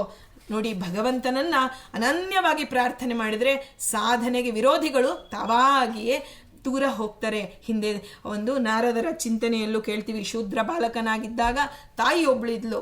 ಆ ತಾಯಿ ಇದ್ದಾಗ ಆ ಚಾತುರ್ಮಾಸಕ್ಕೆ ಬಂದಂತಹ ಆ ಸನ್ಯಾಸಿಗಳ ಸೇವೆಯನ್ನು ಮಾಡಿದ್ರು ಆ ಶೂದ್ರ ಬಾಲಕ. ಆಗ ಆ ಒಂದು ತಾಯಿಯೊಬ್ಬಳೇ ಅವನಿಗೆ ಸಂಬಂಧಿ ಅಂತ ಇದ್ದಿದ್ದು. ಎಲ್ಲರೂ ಆದ ಮೇಲೆ ತಾನು ಮಾಡಬೇಕು ಅಂದರೆ ತಾಯಿ ಹೇಳ್ತಾಳೆ, ಪುಟ್ಟ ಮಗು, ಹೇಗಿದ್ರು ನೀನು ಮಹರ್ಷಿಗಳ ಸೇವೆ ಮಾಡಿದ್ಯಾ, ನಿನಗೆ ಪುಣ್ಯ ಬಂದಿದ್ಯಪ್ಪ, ಸಾಕು. ಈಗ ನೋಡಿ, ಏಕಾದಶಿ ಉಪವಾಸ ನೆಟ್ಟು ಉಪವಾಸ ಮಾಡ್ತೀನಿ ಅಂದರೆ ನಾವು ಹೇಳ್ತೀವಿ, ಮಗು ನೀನು ಇನ್ನೂ ಚಿಕ್ಕದು, ಆಮೇಲೆ ಮಾಡುವಂತ ದೊಡ್ಡದಾದ್ಮೇಲೆ ದೇಹ ದಷ್ಟಪುಷ್ಟವಾಗಬೇಕು. ತಾಯಿ ಧಾರ್ಮಿಕ ಕಾರ್ಯಕ್ಕೆ ಅಡ್ಡಿಯಾಗಿಬಿಡ್ತಾಳೆ. ಹಾಗೆ ಅಂತಹ ಅಡ್ಡಿ ಇತ್ತು. ಆ ಭಗವಂತ ಆ ತಾಯಿ ಒಂದು ಹಾವು ಕಚ್ಚಿ ಮರಣ ಹೊಂದಿದಾಗ ಅಲ್ಲಿ ಶೂದ್ರ ಬಾಲಕನಾದ ನಾರದ್ರ ಅನ್ಕೋತಾರಂತೆ, ನನಗಿದ್ದ ಒಂದೇ ಒಂದು ಅಡ್ಡಿ ಆತಂಕ ನಿವಾರಣೆಯಾಯಿತು ಅಂತ ತಿಳಿದು ಅವರು ದೇವರ ನಾಮಸ್ಮರಣೆಯಲ್ಲಿ ತಮ್ಮ ಒಂದು ಏನು ಸಾಧನೆ ಇತ್ತು ಅದರಲ್ಲಿ ತೊಡಗಿಸ್ಕೊಂಡ್ರು ಅಂತ ಕೇಳ್ತೀವಿ. ಹಾಗೆ ಭರತನಿಗೆ ತಂದೆ ತಾಯಿ ಎಲ್ಲರೂ ಹೊರಟಾಗ ಆ ಸಹೋದರರೆಲ್ಲ ಅವನಿಗೆ ಯಾವ ಆಸ್ತಿ ಪಾಸ್ತಿಯನ್ನು ಕೊಡದೆ ಅವನನ್ನು ಹೊಲಕ್ಕೆ ಕರ್ಕೊಂಡು ಹೋಗಿ ರಾತ್ರಿ ಹೊತ್ತು ನೀನು ಹೊಲ ಕಾಯಬೇಕು, 2 ದಿನ 3 ದಿನದ ತಂಗಳನ್ನು ತಂದು ಕೊಡ್ತಿದ್ರು. ಆ ತಂಗಳನ್ನು ಕೊಟ್ಟರೆ ತಿಂತಿದ್ದ, ಕೊಟ್ಟಿಲ್ಲ ಅಂದರೆ ನೀವು ಯಾಕೆ ಕೊಟ್ಟಿಲ್ಲ ಅಂತ ಕೇಳ್ತಾ ಇರಲಿಲ್ಲ. ಎಲ್ಲವನ್ನ ಮಾನಸಿಕವಾಗಿ ಮಾಡ್ತಾ ಇದ್ದೆ. ಆ ಸಂಧ್ಯಾ ವಂದನೆ ಇರ್ಬೋದು, ಬ್ರಾಹ್ಮಣ ಕರ್ಮಾನುಷ್ಠಾನಗಳೆಲ್ಲವನ್ನ ದೈಹಿಕವಾಗಿ ಅಲ್ಲರಿ ಮಾನಸಿಕವಾಗಿ ಮಾಡ್ತಿದ್ದ. ಅಂತಹ ಜಡಭರತನನ್ನ ಎಲ್ಲರೂ ಹೇಳ್ತಾ ಇದ್ರು, ಇವನಿಂದ ಏನು ಬೇಕಾದ್ರೂ ದಷ್ಟಪುಷ್ಟವಾಗಿದ್ದಾನೆ, ಇವನಿಂದ ನಾವು ಕೆಲಸ ಮಾಡಿಸ್ಕೊಳ್ಳೋಣ ಅಂತ ಹೇಳಿ ಆ ಕರ್ಮದ ಸಂಬಂಧವಿಲ್ಲದೆ ಆ ಒಂದು ಯಾರೇನು ಹೇಳಿದ್ರು ಆ ಕೆಲಸ ಮಾಡ್ತಾ ಇದ್ದ. ಹೀಗೆ ಅವನು ಆತ್ಮಸ್ವರೂಪವನ್ನು ತಿಳಿಯಬೇಕು ಅನ್ನುವ ಹಂಬಲದಿಂದ ಏಕಾಂಗಿಯಾಗಿ ಅವನು ಕಾಲ ಕಳೀತಿದ್ದ. ಯಾರಾದರೂ ಆಹಾರ ತಂದು ಕೊಟ್ಟರೆ ಉಂಟು, ತಂದು ಅವನ ಮುಂದೆ ಇಟ್ಟರೆ ತಿಂತಿದ್ದ, ಇಲ್ಲ ಅಂದರೆ ನಾನು ಅದರ ಹಿಂದೆ ಹೋಗಿಲ್ಲ ಅವನು. ಹೀಗೆ ಆ ಊರಲ್ಲಿ ಒಂದು ಕಳ್ಳರ ಗುಂಪಿತ್ತು. ಆ ಕಳ್ಳರ ನಾಯಕ ಒಬ್ಬ ತನಗೆ ಮಕ್ಕಳಾದರೆ ನಾನು ಭದ್ರಕಾಳಿಗೆ ನರಬಲಿ ಕೊಡ್ತೀನಿ ಅಂತ ಹೇಳಿ ಹರಸ್ಕೊತಾನೆ. ಆಗ ಅವನಿಗೊಬ್ಬ ಪುತ್ರ ಜನನ ಆಗತ್ತೆ. ಆಗ ಅವನು ತನ್ನ ಅನುಚರನ್ನ ಕಳ್ಳರನ್ನೆಲ್ಲ ಕರೆದು ಹೇಳ್ತಾನೆ, ನೋಡು, ಯಾರಾದರೂ ಒಂದು ನರಬಲಿಯನ್ನು ಹುಡುಕಿಕೊಂಡು ಕರ್ಕೊಂಡು, ಹೇಳಿ ಕೇಳಿ ಕಳ್ಳರು, ಅವ್ರು ಮೊದಲೇ ಯಾವುದನ್ನು ಕೇಳಿ ತಗೊಂಡು ಅವ್ರಿಗೆ ಗೊತ್ತೇ ಇಲ್ಲ. ಆದರೆ ಆ ಒಂದು ಕಳ್ಳತನದಿಂದ ಜೀವನ ಮಾಡೋರು ಅವನು ಬಂದರು, ಎಲ್ಲ ಊರಿನಲ್ಲಿ ನೋಡಿದ್ರು ಆ ನರಬಲಿ ಯಾರು ಸಿಗತ್ತೆ, ಎಲ್ಲರಲ್ಲಿಯೂ ಒಂದು ದೋಷ ಕಾಣಿಸ್ತಾ ಬಂತು ಅವರಿಗೆ. ಇವನು ಸರಿಯಾಗಿಲ್ಲ, ಇವನು ಸಣ್ಣ ಇದ್ದಾನೆ, ಇವನು ಸರಿ ಇಲ್ಲ, ಇವನ ಅನಾರೋಗ್ಯ, ಇವನು ಬೇಡ, ಹೀಗೆ ಎಲ್ಲ ಮಾಡ್ತಾ ಮಾಡ್ತಾ ಮಾಡ್ತಾ ಆ ಒಂದು ಕಳ್ಳರು ಹುಡುಕ್ತಾ ಮಧ್ಯರಾತ್ರಿಯಲ್ಲಿ ಹೊಲದ ಮಧ್ಯೆ ಕೂತಿದ್ದ ಭರತ ಅವನನ್ನು ನೋಡಿದ್ರು, ಓಹೋ ಇವನು ಸರಿಯಾಗಿದ್ದಾನೆ ಅಂತ. ಒಂದು ರೀತಿಯಲ್ಲಿ ಅವನನ್ನು ಮುಟ್ಟೋದಕ್ಕೆ ಏನು ಇವ್ನು ನೋಡಿದ್ರೆ ಇಷ್ಟು ದಷ್ಟಪುಷ್ಟವಾಗಿದ್ದಾನೆ, ಆರೋಗ್ಯವಂತನಂತೆ ಕಾಣಿಸ್ತಾನೆ, ಇವನನ್ನು ನಾವು ಹಿಡ್ಕೊಳಕ್ಕೆ ಹೋದರೆ ಅವನು ನಮ್ಮ ಮೇಲೆ ಎರಗಿದ್ರೆ ತಿರುಗಿ ಅಂತಂದ್ಬಿಟ್ಟು ನಿಧಾನವಾಗಿ ಬಂದರು, ಏನೂ ಮಾತಾಡಿಲ್ಲ. ಆವಾಗ ಅವ್ರಿಗೆ ಗೊತ್ತಾಯಿತು, ಓಹೋ ಇವನು ಏನೂ ಮಾತಾಡಲ್ಲ, ಸೊ ನಮಗಿನ್ನೂ ಅನುಕೂಲ ಆಯಿತು ಅಂತ ಹೇಳಿ ಅವನನ್ನು ಕರ್ಕೊಂಡು ಬಂದರು. ಅವನ ಮೈ ಮೇಲೆ ನೀರು ಸುರಿದ್ರು, ಅವನಿಗೆ ಹೊಸ ಬಟ್ಟೆ ಉಡಿಸಿದ್ರು, ಕಾಡು ಹೂಗಳಿಂದ ಅವನಿಗೆ ಅಲಂಕಾರ ಮಾಡಿ ಒಂದು ಹಾರವನ್ನು ತಗಲಾಕೆ ಬಿಟ್ರು. ಮದ್ದಳೆ ವಾದ್ಯ ಎಲ್ಲವನ್ನ ತಗೊಂಡು ಕುಣಿತಾ ಹಾಡ್ತಾ ಭರತನನ್ನ ಕಾಳಿಯ ಮುಂದೆ ಕರ್ಕೊಂಡು ಬಂದು ನಿಲ್ಲಿಸ್ತಾರೆ. ಆಗ ಅವನು ಯಾರು ಆ ಕಳ್ಳರ ನಾಯಕ ಇದ್ದಾನಲ್ಲ, ಅವನು ಅಲ್ಲಿ ಯೂಪಸ್ತಂಭ ಅಂದರೆ ಆ ಕಡಿಯುವಂತಹ ಆ ಸ್ತಂಭಕ್ಕೆ ಹಾಗೆ ಕರೀತಾರೆ ಅಂತ ಮುಂದೆ ಕಾಳಿಯ ಮುಂದೆ ಅವನನ್ನು ತನ್ನ ಕುತ್ತಿಗೆಯನ್ನಿಟ್ಟು ಅವನ ಕುತ್ತಿಗೆಯ ಮೇಲೆ ಒಂದು ಮರದ ಹಲಗೆಯನ್ನು ಇಡ್ತಾರೆ. ಯಾಕೆಂದರೆ ತಲೆ ಅನ್ನೋದು ಸರಿಯಾಗಿ ಆ ತಲೆ ಒಂದು ಕತ್ತರಿಸಿದ್ರೆ ಕಾಳಿಯ ಪಾದಕ್ಕೆ ಹೋಗಿ ಬೀಳಬೇಕು, ಆ ರೀತಿಯ ವ್ಯವಸ್ಥೆ ಮಾಡಿತ್ತು ಅವತ್ತಿನ ಕಾಲದಲ್ಲಿ. ಹೇಗೆ ಅವನು ನೋಡಿ, ಆ ಕಂಸ ತನ್ನ ಮಕ್ಕಳು ದೇವಕಿಗೆ ಹುಟ್ಟಿದ ಮಕ್ಕಳನ್ನ ತಲೆಯನ್ನ ಆ ಮಗು ಆಗ ತಾನೇ ಹುಟ್ಟಿದ ಮಗುವನ್ನು ತೆಗೆದು ಬಟ್ಟೆ ಒಗೆದಂಗೆ ಆ ಕಲ್ಲಿನ ಮೇಲೆ ಒಗೆದ್ರೆ ಚಂಡಿಯಾಗಿ ಕಾಳಿ ಬಂದು ನಿಂತ್ಕೊಂಡವಳು. ಅಂಥ ದುರ್ಗಾದೇವಿಯವಳು. ಪಾರ್ವತಿಯಲ್ಲಿ ದುರ್ಗಾದೇವಿಯ ವಿಶೇಷ ಸನ್ನಿಧಾನವಿದೆ. ಇಂಥ ಕಾಳಿಯ ಮುಂದೆ ಬ್ರಾಹ್ಮಣನನ್ನು ತೆಗೆದುಕೊಂಡು ಬಂದು ಅವನನ್ನು ಎಂಥ ಬ್ರಹ್ಮರ್ಷಿಯಾಗಿರ್ತಕ್ಕಂಥ ಇವನನ್ನು ಕರ್ಕೊಂಡು ಬಂದು ಆ ಒಂದು ನಿಲ್ಲಿಸಿದ್ದಾರೆ ಅಂದರೆ ಭದ್ರಕಾಳಿಗೆ ನಿಜವಾಗಿ ಕೋಪ ಬಂದಾಗ ಈ ಬ್ರಹ್ಮ ತೇಜಸ್ಸನ್ನು ಆ ಒಂದು ನೋಡಿ ಇದನ್ನು ಅವಮಾನ ಆಗ್ತಿದೆ ಬ್ರಹ್ಮ ತೇಜಸ್ಸಿಗೆ ಅಂತ ತಿಳಿದು ಕಾಳಿಕಾದೇವಿ ವಿಗ್ರಹದಿಂದ ಸಿಡಿದು ಹೊರಗೆ ಬರ್ತಾಳೆ. ಬಂದು ಆ ಒಂದು ಪ್ರತ್ಯಕ್ಷಗಳಾಗಿ ಬಂದು ಭಯಂಕರವಾಗಿ ಅಟ್ಟಹಾಸ ಮಾಡ್ತಾ ಕಳ್ಳರ ಕೈಲಿದ್ದಂತಹ ಕತ್ತಿ ಇತ್ತಲ್ಲ ಇವನನ್ನು ಕಡಿಬೇಕು ಅಂತ, ಅದರಿಂದ ಎಲ್ಲ ಕಳ್ಳರ ತಲೆ ಒಬ್ಬ ಅಲ್ಲ ಅಲ್ಲಿರ್ತಕ್ಕಂಥ ಎಲ್ಲರ ತಲೆಯನ್ನು ಚೆಂಡಾಡಿ ಬಿಟ್ಲು. ರಕ್ತವನ್ನು ಪಾನ ಮಾಡಿದಂತೆ ಎಲ್ಲ ಇಡೀ ಒಂದು ಆ ಗುಹೆಯೆಲ್ಲ ರಕ್ತಮಯವಾಗೋಯ್ತು. ಆದರೆ ಜಡಭರತ ಮಾತ್ರ ಏನೂ ಆಗದೆ ಭಗವಂತನ ನಾಮಸ್ಮರಣೆ ಮಾಡ್ತಾ ಕೂತಿದ್ದ. ಭಗವಂತನ ನಾಮಸ್ಮರಣೆ ಮಾಡಿದರೆ ದುರ್ಗಾದೇವಿಯು ನಮ್ಮನ್ನು ಬಂದು ರಕ್ಷಿಸ್ತಾಳೆ. ನಾವು ಅನ್ಕೋತೀವಿ ಇಲ್ಲ ರೀ ಆಪತ್ತು ಬಂದಿದೆ, ಯಾರೂ ಇಲ್ಲ, ನನ್ನ ಒಂದು ಪ್ರಯತ್ನವೇ ಇದು ಅಂತ ನಾವು ತಿಳಿತೀವಿ. ಇಲ್ಲ, ನಮ್ಮ ಪ್ರಯತ್ನ ಅಲ್ಲ ರೀ, ಭಗವಂತ ಯಾವ ರೂಪದಿಂದ ಬಂದು ನಮ್ಮನ್ನು ರಕ್ಷಣೆ ಮಾಡಿಯೇ ಮಾಡ್ತಾನೆ. ಆ ಒಂದು ನಂಬಿಕೆ ಪ್ರಹ್ಲಾದನಂತೆ ನಮಗೆ ನಂಬಿಕೆ ಇರಬೇಕು. ಇಂತಹ ಜಡಭರತ ಅಲ್ಲಿಂದ ಎಲ್ಲ ಆಯಿತು. ಆ ಒಂದು ಮೇಲೆ ಹಲಗೆ ಇಟ್ಟಿದ್ರು, ಅದು ಸಿಡಿದು ಹೋಗಿತ್ತು. ಮತ್ತೆ ತಾನು ತನ್ನ ಪಾಡಿಗೆ ನಡೆದುಕೊಂಡು ಮುಂದೆ ಹೀಗೆ ಹೊರಡ್ತಾ ದೇವರು ನೋಡಿ, ನಾವು ಅನ್ಕೋತೀವಿ ಮನಸ್ಸು ಬಂದಂಗೆ ಹೋಗ್ತಾ ಇದೀವ್ರಿ, ಗೊತ್ತಿಲ್ಲ ಗುರಿ ಇಲ್ಲ ನಡ್ಕೊಂಡು ಹೋಗ್ತಿದ್ದೀವಿ ಅಂತ ನಾವು ಹೇಳ್ತೀವಿ. ಆದರೆ ದೇವರು ಒಳಗೆ ಅವನು ತಾನು ಯಾವ ದಾರಿಯಲ್ಲಿ ಯಾರನ್ನ ಹೇಗೆ ಕರ್ಕೊಂಡು ಹೋಗಬೇಕು ಅನ್ನೋದು ಬಿಂಬರೂಪಿ ಭಗವಂತ. ಅವನು ಇಚ್ಛಾಪಟ್ಟಂತೆ ಇವನು ನಡೆದುಕೊಂಡು ಹೋಗ್ತಾ ಇದ್ದಾನೆ. ಆಗ ಸಿಂಧು ಸೌವೀರ ಅಂತ ಹೇಳಿ ಆ ಒಂದು ರಾಜ್ಯವನ್ನು ಆಳ್ತಾ ಇದ್ದ ರಹುಗಣ ಅನ್ನುವಂಥ ರಾಜ ಇದ್ದ. ಅವನು ತಾನು ತತ್ವಜ್ಞಾನವನ್ನು ಕಪಿಲ ಮಹರ್ಷಿಗಳಿಂದ ಪಡಿಬೇಕು ಅಂತ ಹೇಳಿ ಒಂದು ಪಲ್ಲಕ್ಕಿಯಲ್ಲಿ ಕುಳಿತು ತಯಾರಾದ, ಹೊರಡಬೇಕು. ಕಪಿಲ ಮಹರ್ಷಿಗಳ ಬಳಿಗೆ ನಾನು ಜ್ಞಾನೋಪದೇಶಕ್ಕಾಗಿ ಹೊರಡಬೇಕು. ಇಲ್ಲಿ ಗೊತ್ತು ಜಡಭರತರು ಆ ಒಂದು ಯಾರನ್ನ ರಹುಗಣನಿಗೆ ಅವನು ನಿಯತ ಗುರುವಾಗಿದ್ದ ಭರತ. ದೇವರೇನು ಮಾಡ್ದ ನೋಡಿ, ಅವನು ಹೋಗಿದ್ದು ಕಪಿಲ ಮಹರ್ಷಿಗಳು ಹೋಗಬೇಕು ಅಂತನ್ನೋ ಉದ್ದೇಶ ಇಟ್ಕೊಂಡು ರಹುಗಣ. ಆದರೆ ಜಡಭರತನನ್ನ ರಹುಗಣನನ್ನ ಏಕಕಾಲಕ್ಕೆ ಒಂದೇ ದಾರಿಯಲ್ಲಿ ಸಂಧಿಸುವಂತೆ ಭಗವಂತ ಅವನ ಇಚ್ಛಾರಿ. ನಾವು ಅನ್ಕೋತೀವಿ ನಮ್ಮ ಪ್ರಯತ್ನದಿಂದ ಇದೆಲ್ಲ ನಡೆಯುತ್ತೆ ಅಂತ. ಇಲ್ಲ, ಭಗವಂತ ಇಚ್ಛಾ ಮಾಡಿದನೇ ನಾವೆಲ್ಲ ಇವತ್ತು ಒಂದುಗೂಡಿ ಕುಳಿತಿದ್ದೀವಿ ಅಂತ ನಾವು ತಿಳಿಬೇಕು. ಜಡಭರತರಿಂದ ನಾವು ಕಲಿಯಬೇಕಾದಂತಹ ಒಂದು ಗುಣ ಇದು. ಹೀಗೆ ಅದು ಆ ಕಾಲಕ್ಕೆ ಏನಾಯಿತು, ಅಲ್ಲಿವರೆಗೂ ಬಂದಂತಹ ಒಬ್ಬ ವ್ಯಕ್ತಿಗೆ ಪಲ್ಲಕ್ಕಿಯನ್ನು ಹೊತ್ಕೊಂಡು ಬರೋದಕ್ಕೆ 4 ಜನ ಬೇಕಲ್ಲ. ಆ ವ್ಯಕ್ತಿ ಕುಸಿದು ಕುಳಿತ, ಅವನಿಗೆ ಅನಾರೋಗ್ಯ ಆಗಿ, ಆಗ ಎಲ್ಲ ಪಲ್ಲಕ್ಕಿ 3 ಜನದಿಂದ ಪಲ್ಲಕ್ಕಿ ಹೊರಕ್ಕಾಗೋದಿಲ್ಲ. ಆಗ ಏನು ಮಾಡ್ತಾ ಇದ್ದಾರೆ, ರಾಜ ಹೇಳ್ದ, ನೀನು ಇನ್ಯಾರಾದರೂ ಬಾಳನ್ನು ಕರ್ಕೊಂಡು ಬನ್ನಿ, ಸುತ್ತಮುತ್ತ ಯಾವುದಾದ್ರೂ ಹಳ್ಳಿ ಪ್ರದೇಶದಲ್ಲಿ ಇದ್ದರೆ ಕಾಡನ್ನು ಕರ್ಕೊಂಡು ಬನ್ನಿ ಎಂದಾಗ ಇಕ್ಷುಮತಿ ನದಿಯ ತೀರದಲ್ಲಿ ಅವರು ಬರ್ತಾ ಇದ್ದಾರೆ. ನೋಡಿದಾಗ ಅಲ್ಲಿ ಭರತ ಧ್ಯಾನಪರನಾಗಿ ಕುಳಿತಿದ್ದ.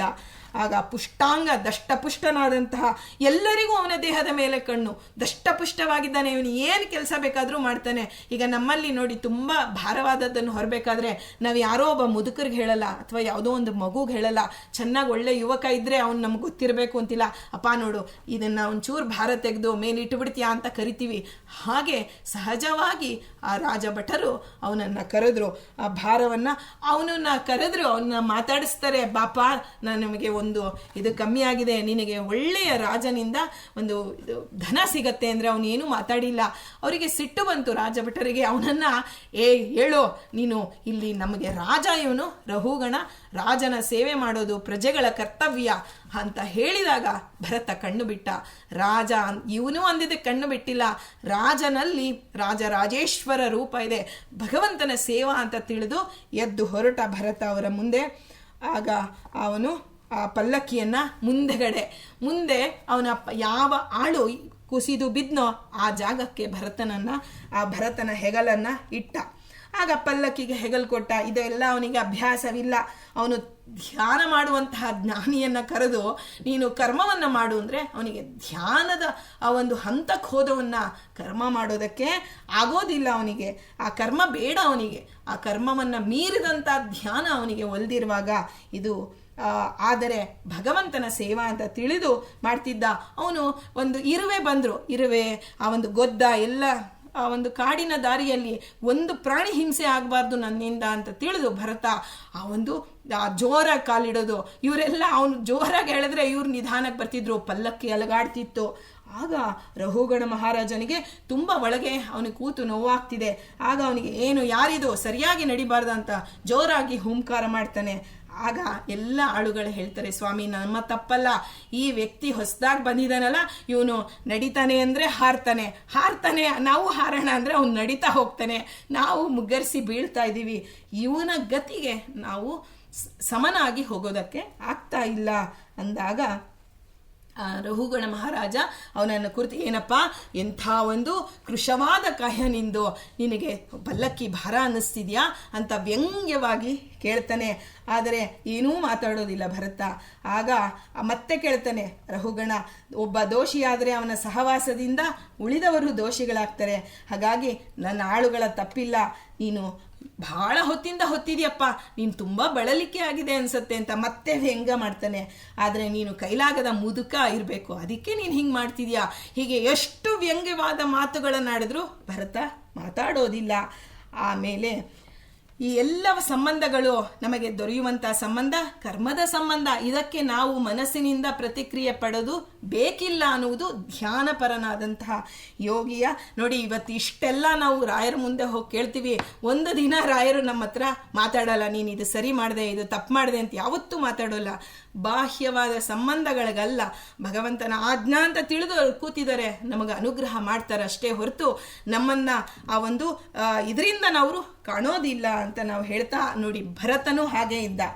ಆಮೇಲೆ ನೀನು ಇಷ್ಟೆಲ್ಲ ತಿಂದು ಕೊಬ್ಬಿ ಬೆಳೆಸಿರ್ತಕ್ಕಂಥ ಈ ಶರೀರವನ್ನು ಇವತ್ತು ನಾನು ಈಗ ಮುರಿತೀನಿ ಅಂತ ಹೇಳಿ ಆ ಒಂದು ಕತ್ತಿಯನ್ನು ತೆಗೆದುಕೊಂಡು ಯಾವಾಗ ಬಂದನೋ ಆಗ ಭರತ